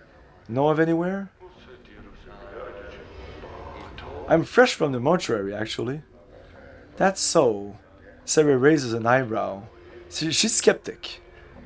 Warms my ears to hear you gave that place the laugh, boy. Not much of a watering hole for one who isn't relieving themselves. She sniffs. Shh. Too many cobwebs and dusty winds. You don't like the mortuary? Aren't you a dustman? A dustman, I suppose. Shh. I've seen enough sand pass through the hourglass while wearing these robes. This body's almost ready to pay the ferryman. She chuckles, but there's not much mirth in it. Mirth. Are you afraid of dying? Of course I am, boy. Who isn't? She frowns and glances around. Well, except dustmen. They're not afraid because they've been swallowing so much of their own bat droppings over the decades. They've blinded themselves into thinking that death is some kind of release. Shh. It is a release of a sort. You don't sound much like a dustman. So what sparked this crisis of faith? You don't sound much like a dustman. She shrugs. I guess the dustman robes don't fit me as well as they used to. So what sparked this crisis of faith? Life, I suppose. Never mind. I would bore you with my niggling details. I'd like to know, actually. Oh, would you? She looks at you skeptically. Shh. How old you take me for, boy? Truth, old. Let her down gently. Not too old. Lie out of kindness. Rather youngish. I don't know. I don't care. Old. She snorts. Well, you're wrong. I'm really old. Now, I spent most of my long years teaching dustmen. I've seen many dustmen whelps grow within our order. Taught them the ways of the faction. Kept the faith. Preached the tenets of the faction. She frowns. And so on and so on. No questions, no doubt. This life was merely an antechamber that led to the true death. What happened? Well, a half-month back, I went sick with the fever. I thought it was the end. It rattled my cage. How? Your face becomes a stone. There's something about having your faction members circle around you, around your deathbed like a pack of pale-faced ghouls, nodding and agreeing that your suffering and dying is all for the best. Oh, Sir is so fortunate. She shall soon be relieved of the burden of life. Burden of life. That's when it struck me. That there's something, a queer expression comes over her features, addled about not appreciating your life. The dustman keeps saying that life is a misery and suffering, is it? that we should be happy to pass on to oblivion. Should we? She shakes her head. Questions, questions, and precious few answers. It doesn't sound like you believe in the Dustman philosophy anymore. What will you do? I suppose. I've got a swarm of doubts all buzzing in my skull. She rubs her temples. Hard to get them all, but be quiet sometimes. They need to be fed some answers, and I haven't got them all worked out yet. What will you do? To be square, boy, I don't know. Sarah sighs.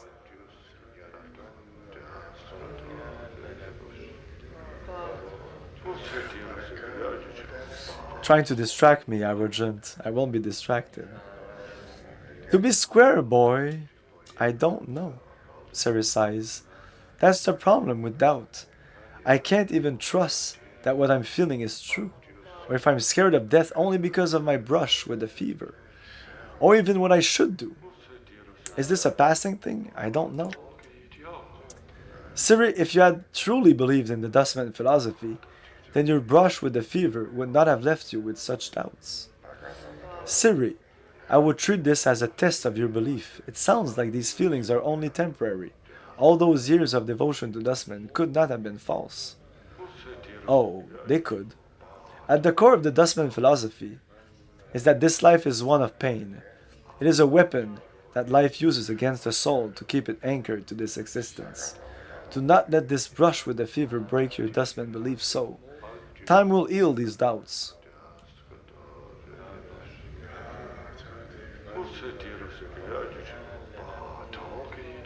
Let's go with this. Sarah stares at you, then nods slowly. Maybe so, maybe so. She frowns, her face wrinkling up in concentration. I'll have to chew it over some more. You should, it's no small matter. La, now. Enough of me rattling on about my woes. Sarah stares at your scars. You look like you've shared a few handshakes with death yourself. Hasn't that changed your views somewhat? Doesn't it make you appreciate life a bit more? Well, my brushes with death are a lot closer than those of other people. I can't seem to die, at least as far as I know.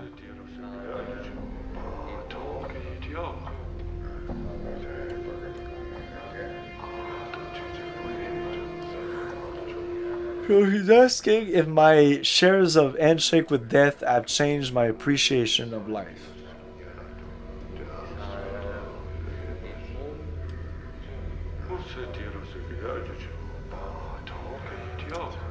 Man, let's say this though. This is different. This is what I would say, but this is different though. I just tell you the truth also. Well, my brushes with death are a lot closer than those of other people. I can't seem to die, at least as far as I know. You're rattling my coffin. It's true! Yeah, I'm just joking. Not really. It's true! Strange are the ways of the plains, and I have seen too much to throw any tale out with the wash. She studies your face. If it's true, why does this happen? I don't know. All I know is I woke up in the mortuary with no memory and covered with enough wounds to kill me 3 times over. Now don't be saying that too loud. She glances around. Most peculiar. Never heard of anything like that. Shame about your memories. Do you have any ideas why this happened? No, not a one. I never knew anyone who death wouldn't take until now. Questions, eh? Well, you can ask. Sarah looks at you with a steely eye, then smiles. Crypt crawler. I didn't crawl out of any crypt. I wanted to ask you about some of this, man. Let's say this. She frowns, her face wrinkling like crumpled parchment. Right then, what coffin did you crawl out of? She mumbles. One of those shoddy splint coffins at Emery's, most like? Gives corpses splinters, I hear. She sniffs. That boy not been worth a clipped copper since his father died. I didn't crawl out of a coffin either. Who is Emery's? I didn't crawl out of a coffin. I'm fresh for the mortuary, actually. Joke. Well, the coffin he made was too drafty, so now I'm looking around for the right place to die. Know anywhere? Who is Emery's? Emery's is a coffin breaker, coffin maker. in the lower ward, inherited the shop when his father died. Much the shame of every corpse, needing a coffin, crypt, or tombstone and sigil. What happened to his father? Those here just for show, boy, he died, she mumbles. His son talked him to death, most likely. That boy's tongue doesn't stop rattling. I'm surprised he doesn't shake his head loose from his shoulders. You two sound like you have a lot in common, then.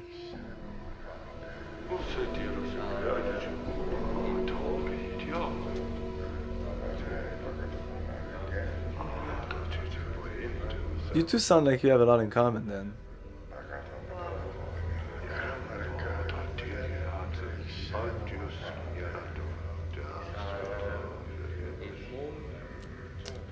I don't want to joke, really.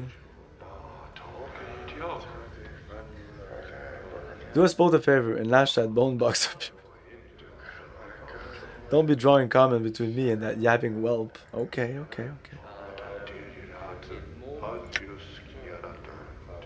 I can talk to her about some of the dustmen. You can tell me about Emery's. Well, we did all about Emery's. Yeah, father. Can you recommend anyone else? Not here unless you want to die of boredom. What's wrong with here? Someone pinch your senses? Someone pinch your sense and your sight, boy? She waves her hand around the bar. Look around. What do your eyes tell you? Dustmen. A dustman bar. A bunch of fun-loving dustmen drinking happily and conversing merrily, celebrating life to its fullest. You've got a clever tongue there, boy. Perhaps your tongue is cleverer than you are. Sir squints at you, then snorts. That explains the scars. But it doesn't explain why a dustman is standing here, ridiculing other dustmen. Care to answer that one? Are you a dustman? A dustman, I suppose. I've seen enough sand. Oh, we know that.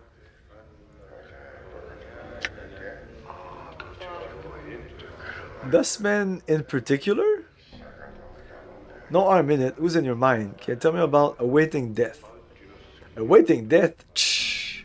That boy has half the sense of a jackass. He actually wants to die. And him so young, too. I wish that death would rattle his cage, teach him a few things. Can I ask you about some other dustmen? Old Copper Eyes. Don't know much about that one. He's a strange blood. He never moves from that spot. Never eats, never drinks, just waits. Makes me uneasy. I met a scribe named Dal at the mortuary. Do you know him? Da. He was my instructor in the philosophical arts during my early training at the mortuary. And a crusty fool to boot. He's ill, so my ears tell me. I bet he'll even bore death with his presence. Is he dying? Sicker than a spotted dog he is. Not much sand left in the hourglass for him. I met a guy at the mortuary so ago. That boy used to be a regular around here. Don't know what happened to him. Could be was shaken up after his friend died. Explain? One of his friends was killed in a hive a few weeks ago, torn apart by rats. She shakes her head. Messy business. Has Soego always been a guide at the mortuary? No, only for the past few months, and last I heard, he was just sent off from some missionary duty. But I don't know where. Can I ask you about some other dustmen? One of the embalmers in the mortuary. Iveen. Do you know her? Who? A strange young woman, poor eyesight, near deaf, talents for hands. Sarah shakes her head. Maybe she's a new initiate. Never heard of her. That's it. Have you seen a journal? What does it look like? No idea. If you don't know what it looks like, how do you expect me to find it? I'm beginning to wonder that myself. I'm searching for a man named Parrot. Have you seen him? Sarah's face crumples into a frown. That old dog, that dog, he's the worst of the collector lot. I heard he has a kip set somewhere in Ragpicker Square. Many streets west of the mortuary gate. Dangerous place.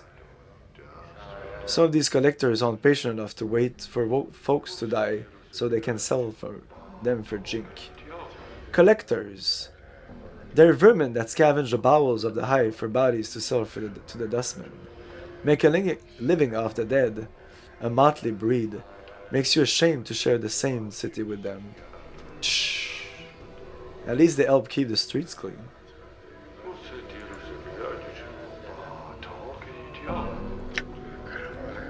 Okay, we're done with you. I'm not sure I did all the things here.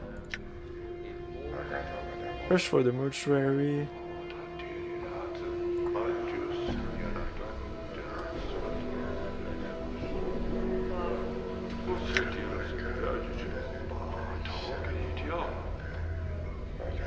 I could say this. If you think this life is a burden, boy, then perhaps I'm not convinced of that. Perhaps I'm not convinced.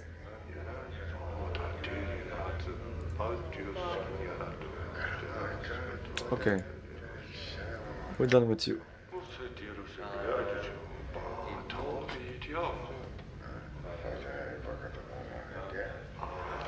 Emric. I didn't talk to Emric. He's super important.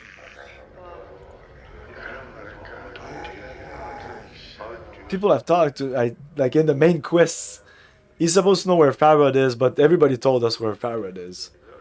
Greetings. You have the look of one lost. The man's voice is like a stone settling. Did the wind send you, or are you here with purpose? He's kind of the leader of the Dustmen, I think. They don't have a leader, but who are you? Factotum, an initiate of the Fourth Circle. Is this your bar? If you measure ownership in copper, then this is not my establishment. If you measure ownership in spirit, it is mine. Main quest more like side mission. What?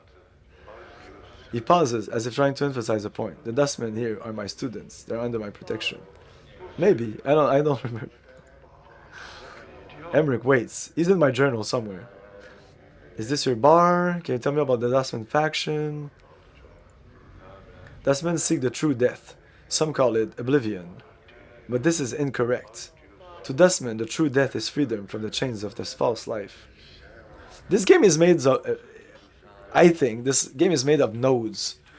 And you have these character nodes. Like, she wasn't super important, but she was a great character to talk to. But like, he's kind of a node. Farad is a node. Dionara is a node. Like, this character that...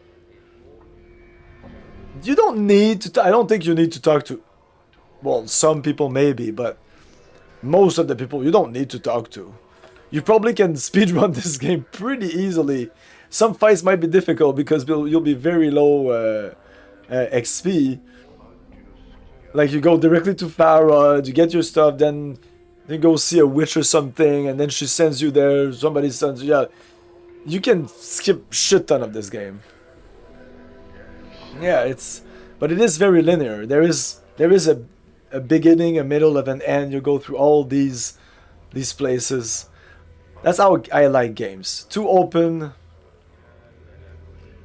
I like when it's written. Like the guy had something to say, an adventure to live, like a life to live. The life of this guy here that we don't, the nameless one.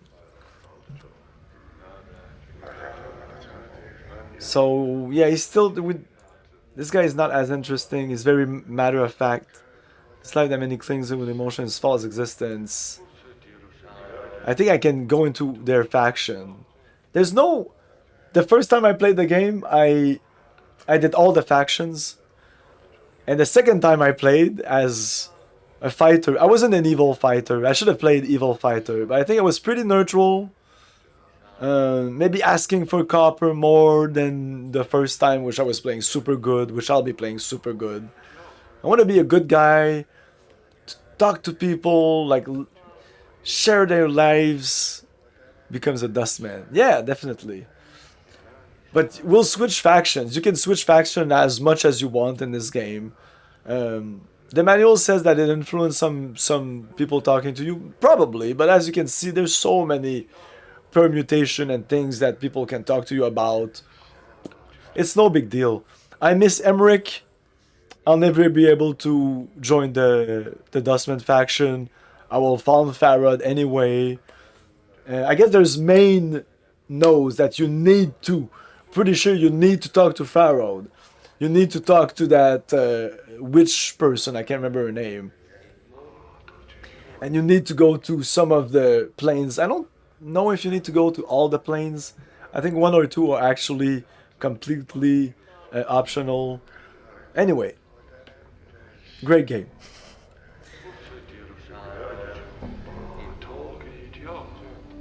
They're organized to 5 circles. The 5th circle is made of the lowest. The 1st circle is the highest. So he's only 4th circle. I would like to join the Dustmen.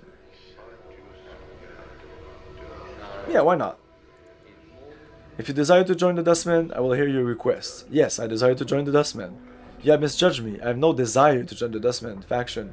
I merely believe what the Dustmen believe. Oh, yeah. Very well. Do you know our philosophy? Oh, yes. Recite it. The goal of all Dustmen is to reach a true death, oblivion. This life that many clings on with emotion and passion are false ones. As long as one clings to it, one will continually be reborn into it. Like my character is doing. So it's actually, it makes sense that my character would want to become a Dustman. Only must divest themselves of emotion to escape this cycle. Do you believe it? Yes. Lie, yes. Truth, not entirely. I withdraw my request. Never mind. Let's say yes. Then it shall be tested. Speak with Initiate Naroj. He is here in the bar. Return when you have done what he has asked of you. I will speak with him. I had some questions. I've come here in search of a journal. These eyes have seen no journal. Perhaps your search will take you elsewhere. Farad.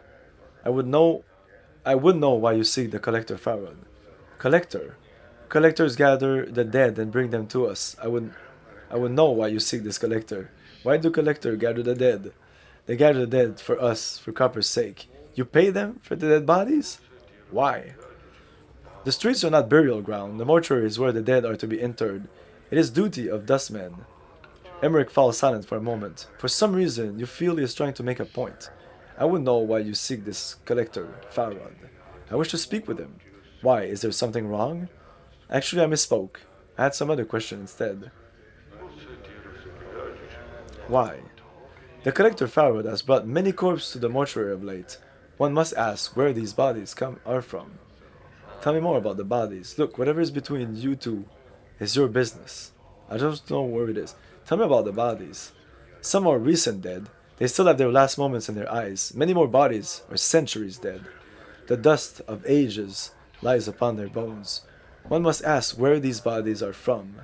Look, whatever is between you two is your business. Perhaps I could find out where these bodies are from. How would you do such a thing? I would track down Farad and ask him. If you spoke with the collector Farad and returned with his answer, you will have done a great service for the dustman. Find where the dead he brings to us are from, and you will be rewarded. Very well, I will find Farad, speak to him, and find out where the bodies he brings you are from. Your path is our path. Return here when you have collected Farad's answers. Can you tell me where he is? It is not known to me where the collector Farad is. He hides from the eyes of the dustmen. He doesn't want to be fined, probably. Journal. Have you seen the water chip? These eyes have seen no journal. Perhaps your search will take you elsewhere.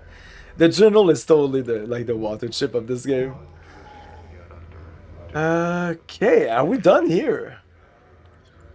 Just to be sure, I don't think there's anything here. Old Copper Eyes, Naraj, Sarah the Skeptic, Mortai, Gravesend.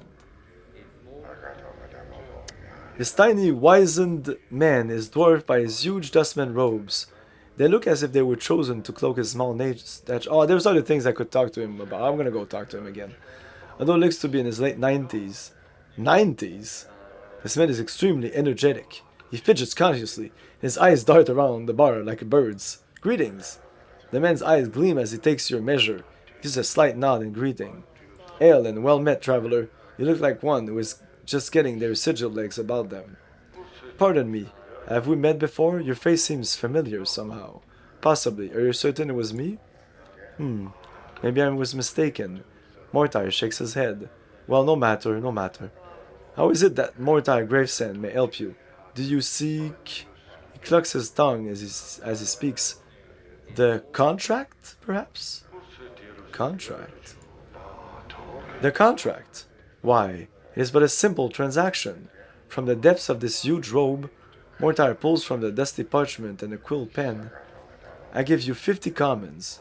In return, after death, the Dustman faction may claim your remains.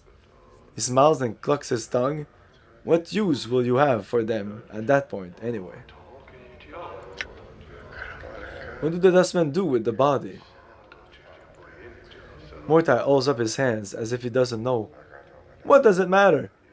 It's of no consequence when you pass on. It matters to me. Well, if you must know, oftentimes, nothing is done with the body. And it is we, the Dustmen, who have wasted all that money. More fools us? Mortai gives a light smile, then looks apologetic. But, rarely. There are times when the workers in the mortuary need to be replaced, and then we may have a need for your body. Rarely. yeah, rarely. I saw how the bodies are in that fucking mortuary.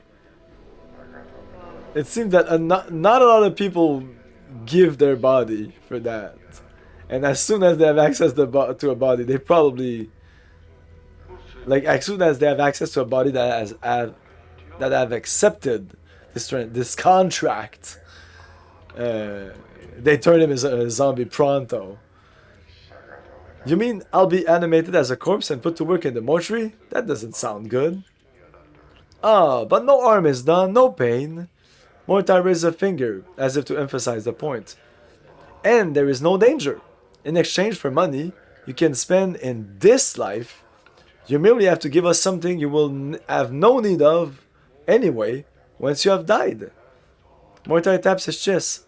I signed the contract myself, if you must know. I shall have no need of my body when I pass on.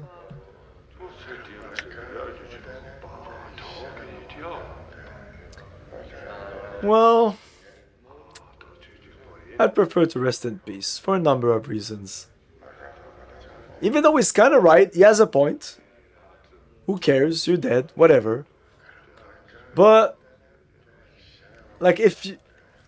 I don't know, example.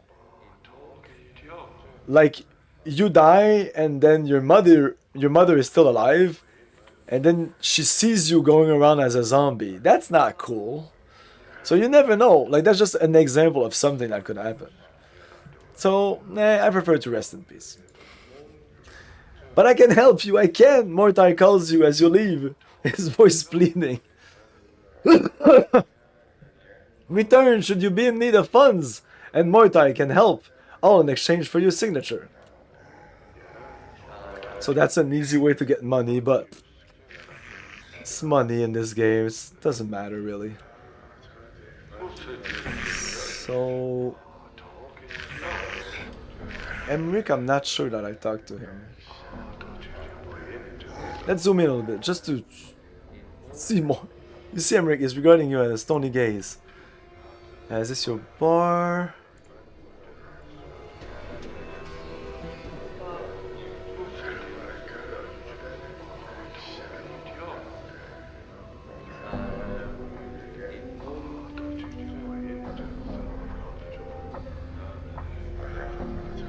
The dead contract again, the journal. No, that's it. Alka prize. I think that's it. I'm looking to sign one of the dead contracts. Maybe then he's gonna spring to life. Coprise makes the barest of nods and slowly reaches into his dustman robes with both hands. With his left hand, he pulls forth a small bag of human skin. With his right hand, he draws forth a piece of parchment folded around a finger bone pen.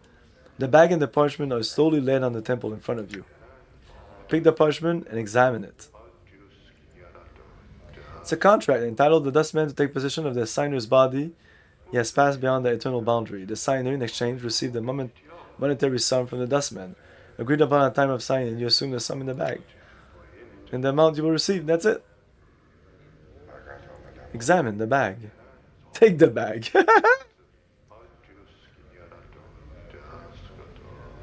Yeah. No, he's just saying he has a bag made of human skin. That's all. Everybody has a bag made of human skin, right? Everybody has that. Moving on. The bag is full of coppers. There looks to be about 100 in there. Pick up the parchment, examine it. Sign the parchment, examine the bag again. 100 in there. So this guy gives 100 instead of 50. Take the bag. No, we're not gonna do that. I've changed my mind. Leave. Awaiting that again. No, it was my pleasure. Oh, we're done with this guy. Norwich has a quest for us. I'd like to speak with... Oh, Emmerich told me to speak to you. Oh, yes, yes. Emmerich sent you to me. He studies you for a moment, then signs and points at himself. Norwich is Dustman. Guard, serve Dustman interests. Protect Dustman interests. Protect Dustman reputation. The man sighs again. In the hive, many thieves. One thief wears robes of Dustman, but Dustman not. Oh, I know this thief. We read about this thief. There's a thief disguised as a dustman? Updated my journal. Navaj nods. Finds him. I cannot. Important. To the dustman it is. I could track him down for you. For making my troubles with troubles? Copper coins will I pay. Find the nut dustman. Deal with him. Then return. I will return when I found this nut dustman. Updated my journal. So now we have... some are white and some are not. Oh, because I haven't clicked on them. They may change here. If I want to tattoo on my back, need permission, name found. I'm certain where to start looking, hopefully asking some of the locals. Find the journal. Find the sword of Pharaoh's body. Pharaoh's body. Help Septai get a revenge. Find a way to help Ingress get out of the plains. Look into the matter of the mausoleum walking dead. What is this? He said I should go to the arch where they make a semicircle mile. Ah, okay. So there's Walking Dead. He wants to know why. Updated my updated my journal. Hello. 8888. Talk to Norge for Emmerich and do what Norge asks of you. As part of my quest to join the Dustman faction, ask me to speak to Norge, also in the Gathering Bar. Do what he asks me. Look into the matter of the, mausoleum death. Track down the thief. No, that's what he wants me to do. Track down the thief. Okay, assign, completed. Fetch the embalming fluid. That's all we did. Beasts. No, okay. NPC. Collector.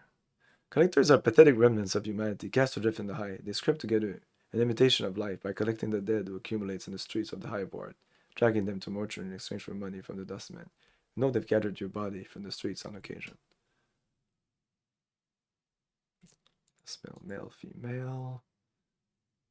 Giant skeleton. Skeletons are made from the bones of giants and given a semblance of life through necromancy.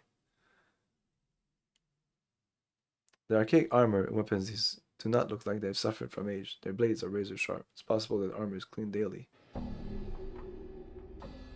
Lady of Pain. The lady is the mystery.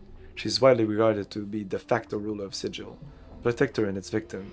She's said to guard the doors of the cage against the myriad schemes of the gods, to be the ultimate expression of balance in the multiverse, to be the prisoner of the city of doors. There are thousands of stories about her. One even tells that she's actually 6 giant squirrels with a headdress, robe, and ring of levitation and illusions, and none of them can be answered. She's a true enigma, a puzzle with no solution. If someone displeases her,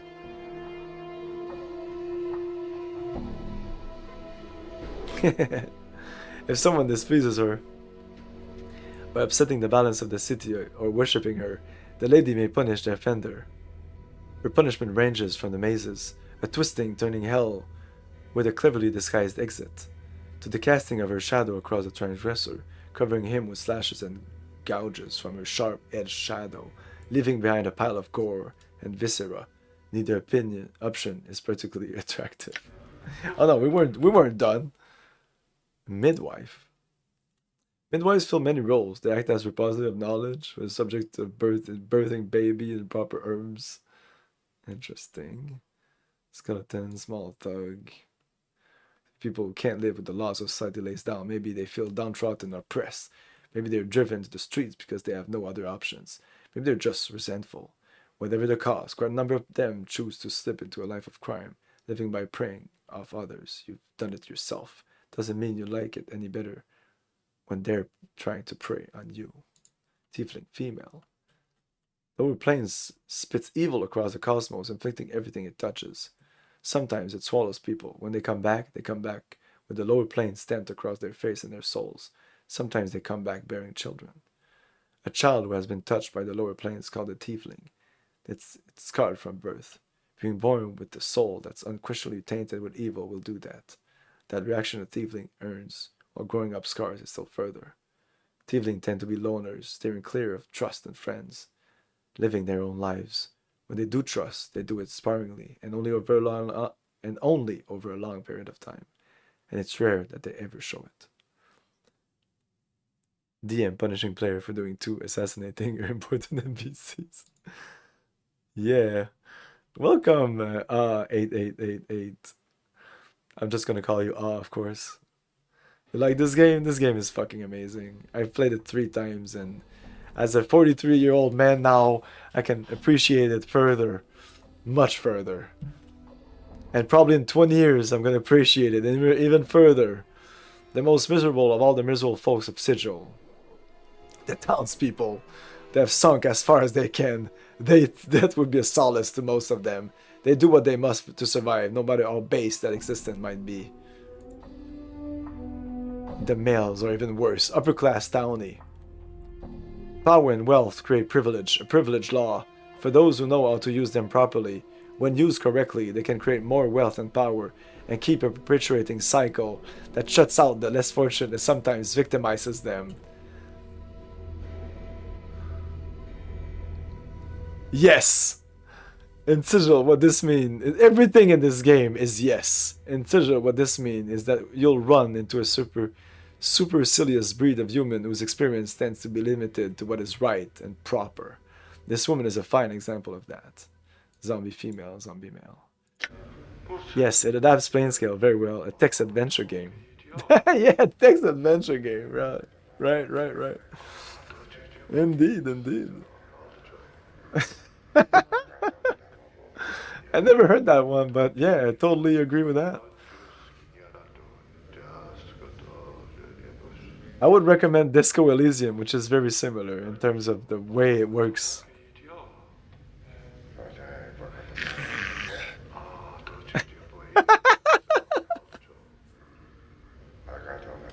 Oh yeah, I know what you mean, yeah. That's the upper class for you.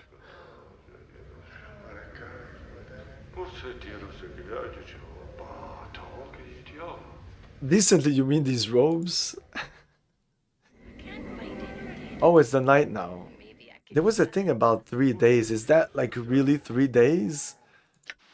I don't think so. I don't want to believe that. Do you know much about this game? Enough to know if... Like, there's a quest here. Well, I mean, in the quest here, it doesn't talk about days.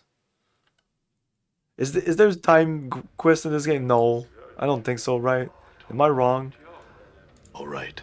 That's what I remember from my past life with this game. I just awoken 2 days ago to continue this third life with this game. I want to talk to everybody else one more time, just to be sure.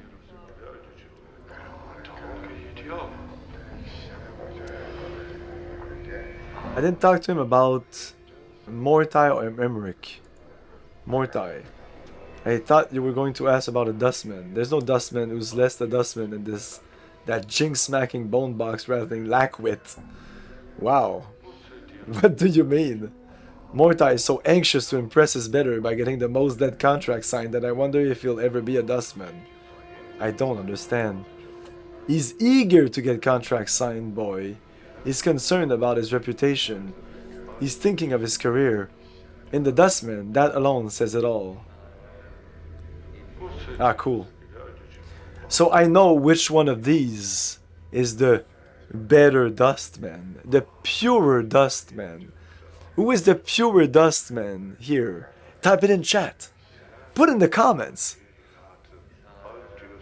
Thumbs up, thumbs down, subscribe, follow.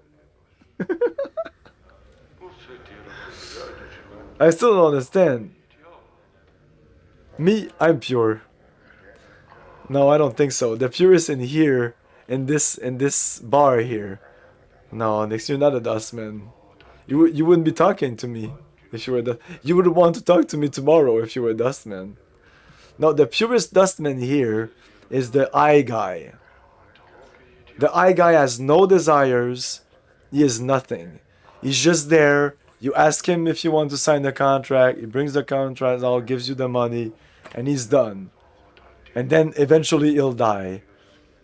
He has no interest with the living, not even as just a high or anything. He's already dead. He has no emotion. He's nothing.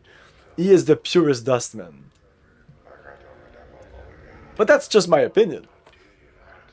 He's concerned about his reputation. He's thinking of his career as a dustman. His career as a dustman. Exactly. You can't have a career as a dustman. The dustmen are dust. I still don't understand. It's said that passions kills. Shh. For dustmen, it's the opposite. Passions keeps you alive. And if you can't strip yourself... The people that do shh are tieflings. So she must be a tiefling. No, not tieflings. I'm sorry. Get Yankees. Or get Yangtze's or whatever. For dustmen, it's the opposite. Passion keeps you alive. So in the Baldur's Gate 3... what's her name? One of my favorite characters. Again, Baldur's Gate 3, great characters. Great characters equals great stories, because stories are characters interacting with each others. Whether they're backstabbing each others or working together against a common goal. Usually a goal against other people, other faction, other ways of life, other beliefs. Everything is about beliefs. What you believe, what other people believe, and it all like this mismatch of beliefs. No arm in it. Who's in your mind? Emmerich? I thought him, you know, and I used to hold the man in high regard. Then I woke up. He's a crusty old ghoul that sits here in his off hours to make sure that the younger dustmen have a symbol of authority here in the bar. Old vulture.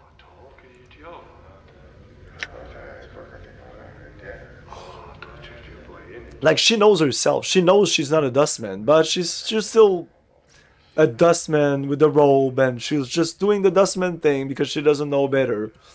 And will she ever break out of her career, of this circle? Who knows?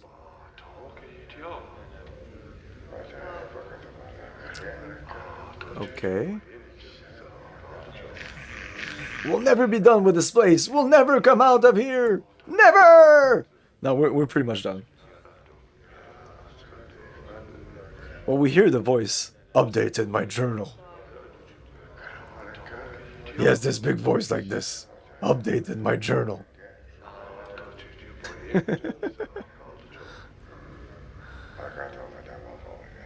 You're right. Yeah, you're right. It can be unspectacular is the word, not bad. Bad doesn't mean anything really. Unspectacular, uneventful. The story could just be two guys need to go past like a hanging bridge over a cliff. That could be a story that lasts 5 minutes. They just walk through the bridge and they have a little bit of conversation. If if these two characters are actually like well written and characters, well, you'll have a good 5 minute, very short, yes, but little 5 minute interactions. All these interaction with these guys, even when they repeat themselves, it's interesting.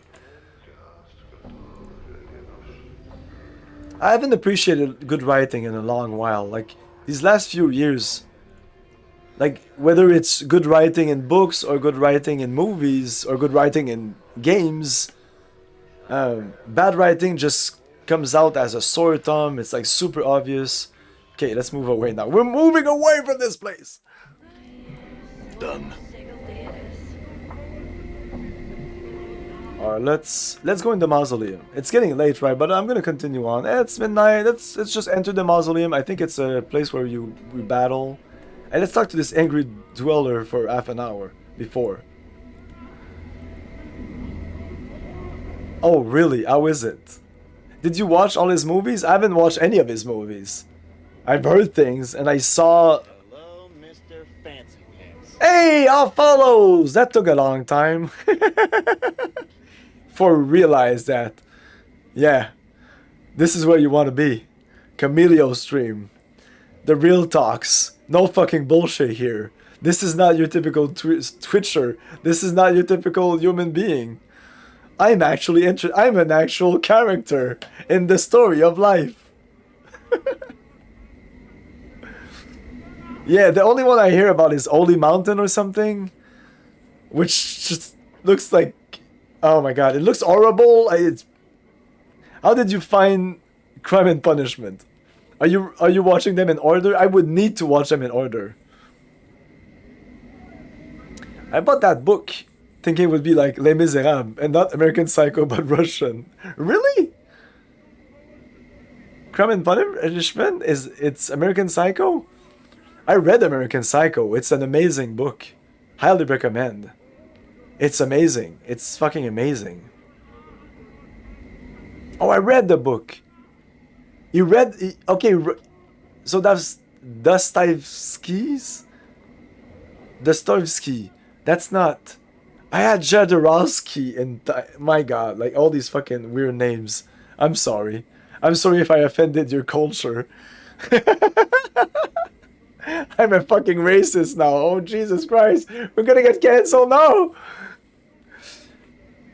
Okay, Crime and Punishment. I've heard of it. I've heard of it. American Psycho is fucking fucked up. The movie does a good job of interpreting the book, but it's still just an interpretation of the book. The book goes like, wait, the book is just something to behold. What is real? Who am I? It's something. Every chapter, like you skip a chapter and you might have skipped a year in the life of Bateman. And I think it even goes like back and forth. I can't remember, but it's so fucked up, but so entertaining. It is extremely entertaining. You see a man in old and tattered clothes. As you approach him, he makes a detour to avoid you. Greetings! The man ignores you. Sir! He turns, dancing briefly to the right and left. Calm down, I just have some questions. He scoffs. I'm sure, and I have no answers. Attack him. Farewell. Okay. So, Ingress, we talk to you. Wait, this is the edge of the map? Oh. Ingress? Ingress? Well, you were there a second ago. What? Did she move? Wasn't she here a second ago? Wait. Who's that? Elderly. Oh, we haven't talked to the elderly. Greetings. Forgive me, young cutter, but I'm an old woman and don't see well, so... Do I know you? No. She mulls her answer for a moment. Questions. Questions? Oh no, you're an adventurer, aren't you? Name, job, and all that rot? Well, I won't have it. Off with you! I'm not an adventurer! Bar that. The woman jabs her finger at you. I've watched the dustman put the name of my husband, damn his soul, my son, and both my daughters on the memorial. Adventurers, all of them! Adventurers, all of them! Why, I swung quite a sword myself in the day. So as I know one when I meet one. The old woman seems to be working herself into a fit. Oh, I like you, old woman! Her face has become flushed and flecks of spittle fly from her lips as she owls at you. Let her continue her tirade. Oh, let's go, let's go! I'll bet you've got all sorts of barmy questions! She mimics your heroic stance. Greetings! I have some questions! Can you tell me about this place? Who's the Lady of Pain? I'm looking for the magic girdle of Swag Iron. Have you seen it? Do you know where portal to the 2817 plane of the abyss might be? Do you know where the holy flaming frost brand Gluck Slang, Vorpal Amber wounding and returning shot and landing out of your bomb ass? She spits.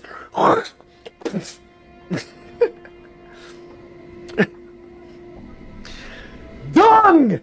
All of it! Only gets in the dead book! Ought to kick you in the shine for even pestering old woman about it all!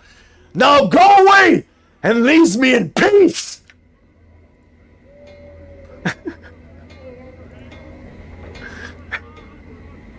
Thank you very much. I like that. I know. I know, I'm sorry.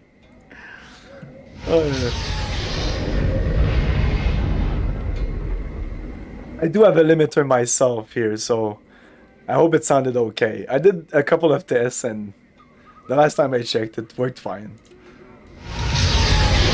So you might not even, your limiter might not be even, maybe it depends on how you want to limit, because you may want to limit this guy.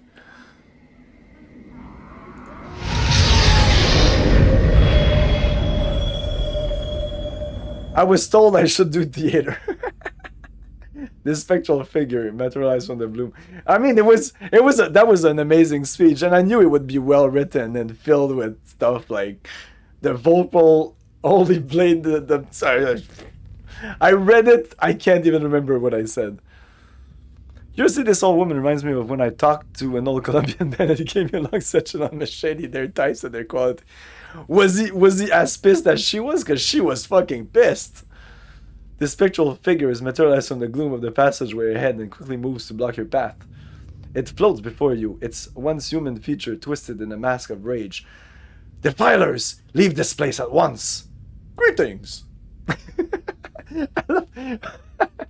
It would be nice to have, because Nameless One does greetings all the time. It's greetings and then can I have some questions, you know? It seems that we should have heard the him saying greetings at least once or twice, so that you can hear what he sounds like. Because all I know he sounds like is I have updated my journal, so I know how he says journal. Dream it. Leave now. Its booming voice echoes down the halls. This place is forbidden to the living. Leave while you still can. I have some questions. Seek your answers elsewhere. This place is a sanctuary for the dead. I shall not permit their slumber to be disturbed by the intrusion of yet another insolent mortal. Another? Has someone else been here? If you must know, yes, there is another intruder who, even now, continues to violate the sanctity of these hallowed halls. The anger in the spirit voices fade. Oh, he was angry, I guess. He seems somewhat saddened by the admission. The souls of my brothers and sisters cry out for peace. Who is this other intruder? Why don't you drive this intruder away? Who? He is an evil coward who wields great power over the dead. He seeks something within these halls. What it might be, or what his purpose is in seeking it, I cannot say. Why don't you drive this intruder away? I cannot. The coward has sealed himself within the inner chamber of the mausoleum. He has erected powerful wards that bar my entrance into the chamber. It is from there that he calls upon his dark arts to awaken my brethren and bends them to his evil will. Perhaps I may be of assistance to you.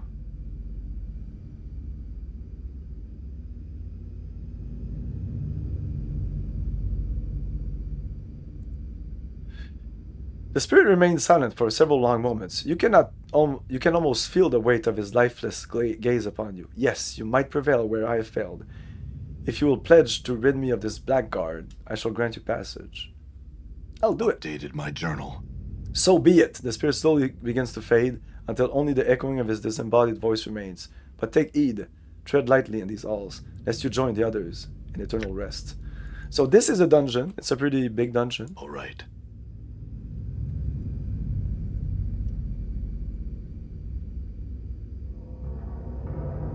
I'm gonna do a little bit of it and then we'll call it a stream. There's traps here. I don't know if I'll see them. I don't know what triggers you see traps. Is it the trap skill? Is it intelligence? There was a trap there. You can also interact with some of these. Game pause. Enemy sighted.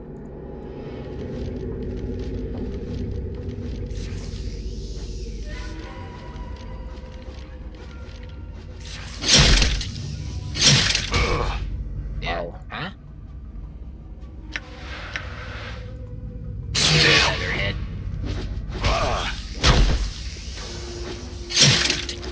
Huh? We might have to come back.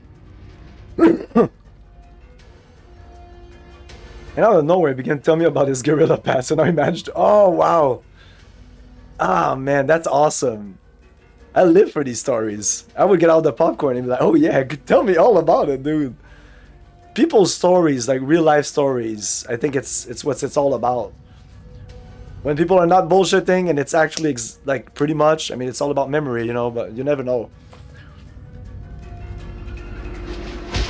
Oh my god. All right.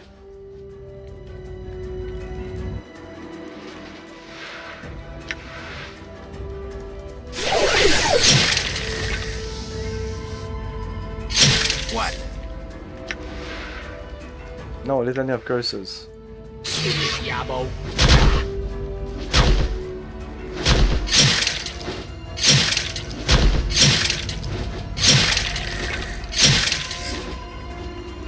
Die. This guy must have high dex. What's up, Chief? 2 AC. Yeah, lower is better. Oh, he has amazing AC. I can use him as a... So he taunt people, so use him as a taunt, and then people will attack him. I don't think he does amazing damage, but he's a tank. This is a tank, this guy. Is he true neutral? No, he's chaotic good. We're still neutral. All right. Whatever, the rags. I'm gonna sell them. Or... I'm gonna keep one rag because it could be a portal. Inventory full.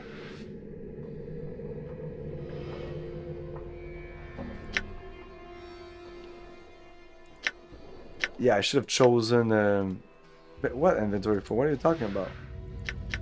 Cloud Shard. I could put it there, right?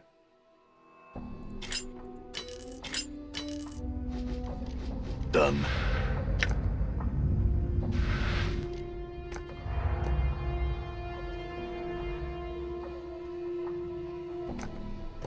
Oh, let's put a shit ton of those things.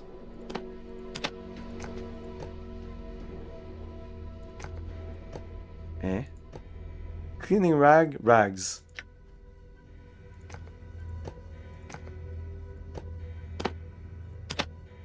I can't put them there, no.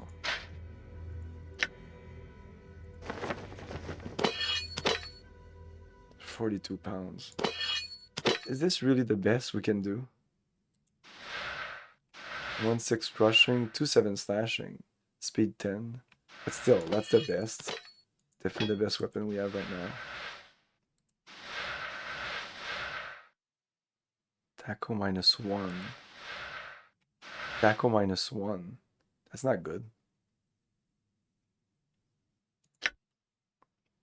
Tackle 17. You want tackle less, right? More. You want less tackle.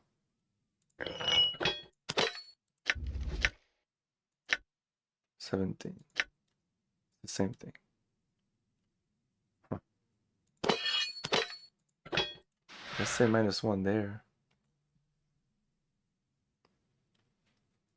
Yeah, that's a good thing. It's like a crescent +1, right? Maybe this is my pure taco. 2-it -3. There you go. I must be hallucinating all this. 2-it -2. And we want this lower? Probably. No, we want this higher. Want this higher, definitely. Right. It's so fucking confusing. Yeah, this is the best weapon I have, for sure. For sure. 1 foot in the grave. It's like a +1 weapon. I would like it to say +1 weapon. Can somebody confirm this? Dungeons and Dragons 2nd edition. It's my favorite edition, but yeah, it's yeah, confusing. Once you know it, you know it. It's just like I can't remember. It's been a while. Yeah, you want your taco to be as low as possible, but you want your 2-it to be pluses. You want your 2-it to be a +1 to it, +3 to it. So I actually want this to be higher. Oh, I'm not proficient, that's why. It's not an edge weapon. It's not a fist or an edge weapon. That's why. Okay, then I'm better off with fist or edge weapon. That's all we have. So fist or sword, that's all we have right now. We don't have any swords. I don't think this counts as an edged weapon. No, axe. So this is actually our best weapon right now. It's very fast, 2-4 crushing, and we get 0 to it, which is much better. There you go. I'm gone. I'm a genius. Oh, you just appeared there. Will Moore carry the object on his head as it floats, or does he hold everything in his mouth? See that? These are the questions that Torment will ask of you. Oh my god, yeah. Right. He almost needs to be always in the first to attack. Done. Did you see that? I'm gone.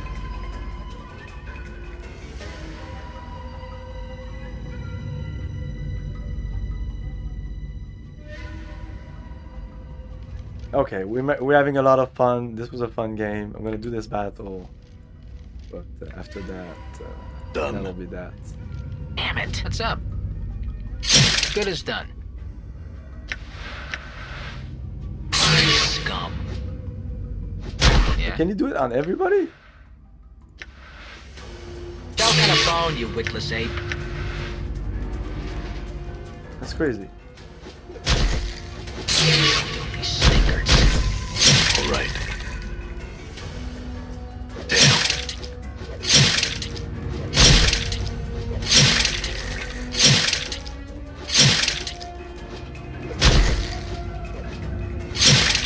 So tomorrow we'll play a lot of Talos, the Principle of Talos, which is more a puzzle game, but the philosophy of life and death and all that is in there, so it's gonna be kind of related to this game a little bit. Very different style, very, very different.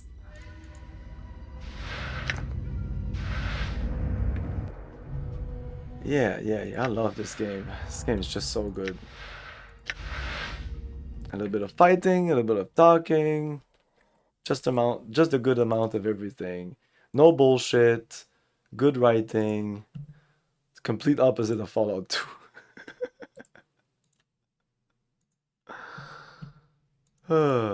Anyways.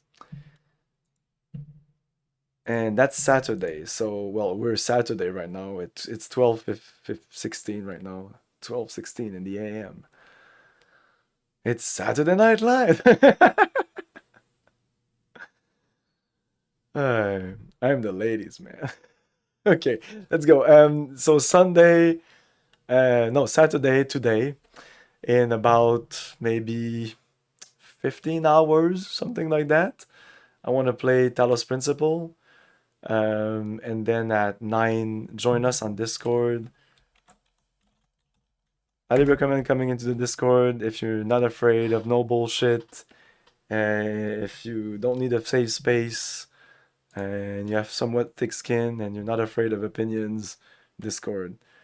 How Fallout started. Oh, look how depressing the world is after the fall of the nuclear bomb. How Fallout ended. See, your brain has personality of its own.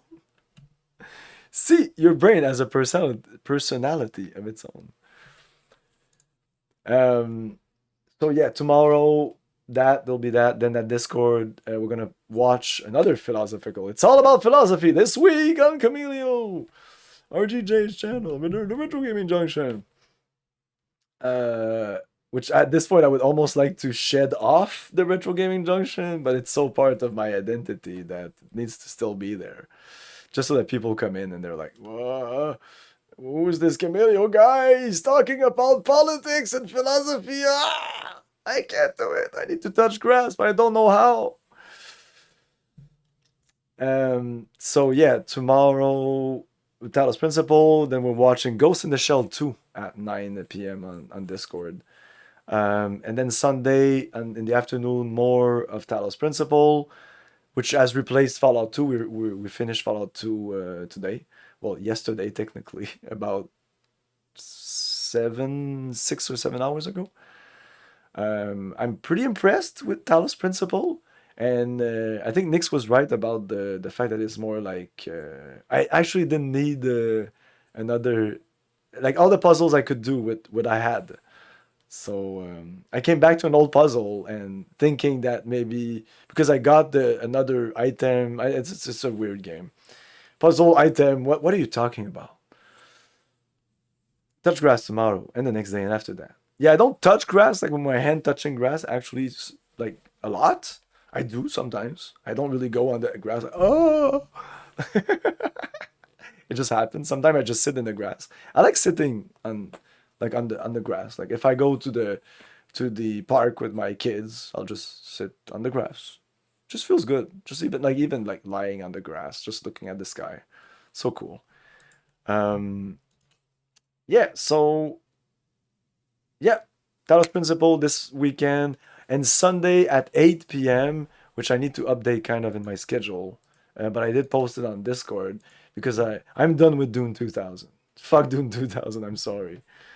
It's going to be all about Star Trek Hidden Evil, which will probably be a piece of shit. But I played 5 minutes of it, and I think it's going to be a funny piece of shit. If you guys all bring up your comedic timing, because yeah, you guys are all like, I love you all. You have like good comedy. Sometimes you'll say something at just the right moment, and it's just, yeah, it really helps me also like bounce off you, and we can have like a really good time. I think that Star Trek Hidden Evil will be good times indeed. It'll probably be a short game. I looked up like a let's play or walkthrough like on YouTube, and it was an hour. I didn't watch it. I just saw that it was an hour, and that's it. There was no parts. That's it. 1 hour, you can finish a game.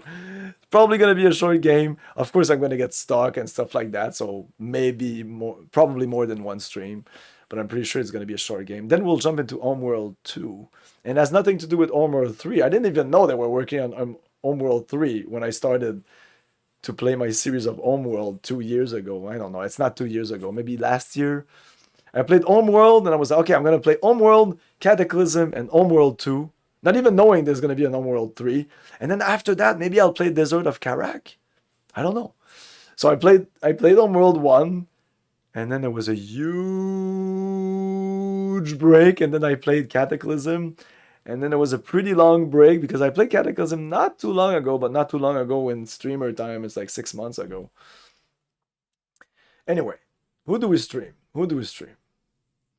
All these good streamers. I'm going to name them. BZ Plasma, Zolfar, Kilgore, Moody, Core the Barbarian, Rand Scott, and Log.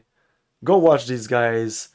I'm not going to raid Moody. I've raided him not so long ago. Cortland feels I raided him not so long ago. Also, Kilgore, he has so many views. Feels a little bit ridiculous to rate him.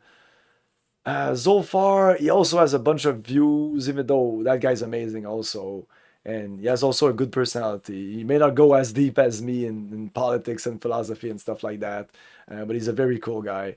He's the guy who did Zolfar's domain back in the day. He is Zolfar. He's the Zolfar. I don't know, Ren Scott, I've rated him a couple of times, and he's usually just like he's usually just doing something really weird that like everybody goes away because like what's doing? Maybe Core or BZ Plasma. But Core, I rated it not so long ago. BZ Plasma, it's been a little while. Let's rate BZ Plasma. Another guy with opinions. And yeah, a character, a person, an actual human being. Thanks for watching, everyone. Have a great night and see you next time. Ciao. Thank you for your cooperation. Good night. I'll buy that for $1.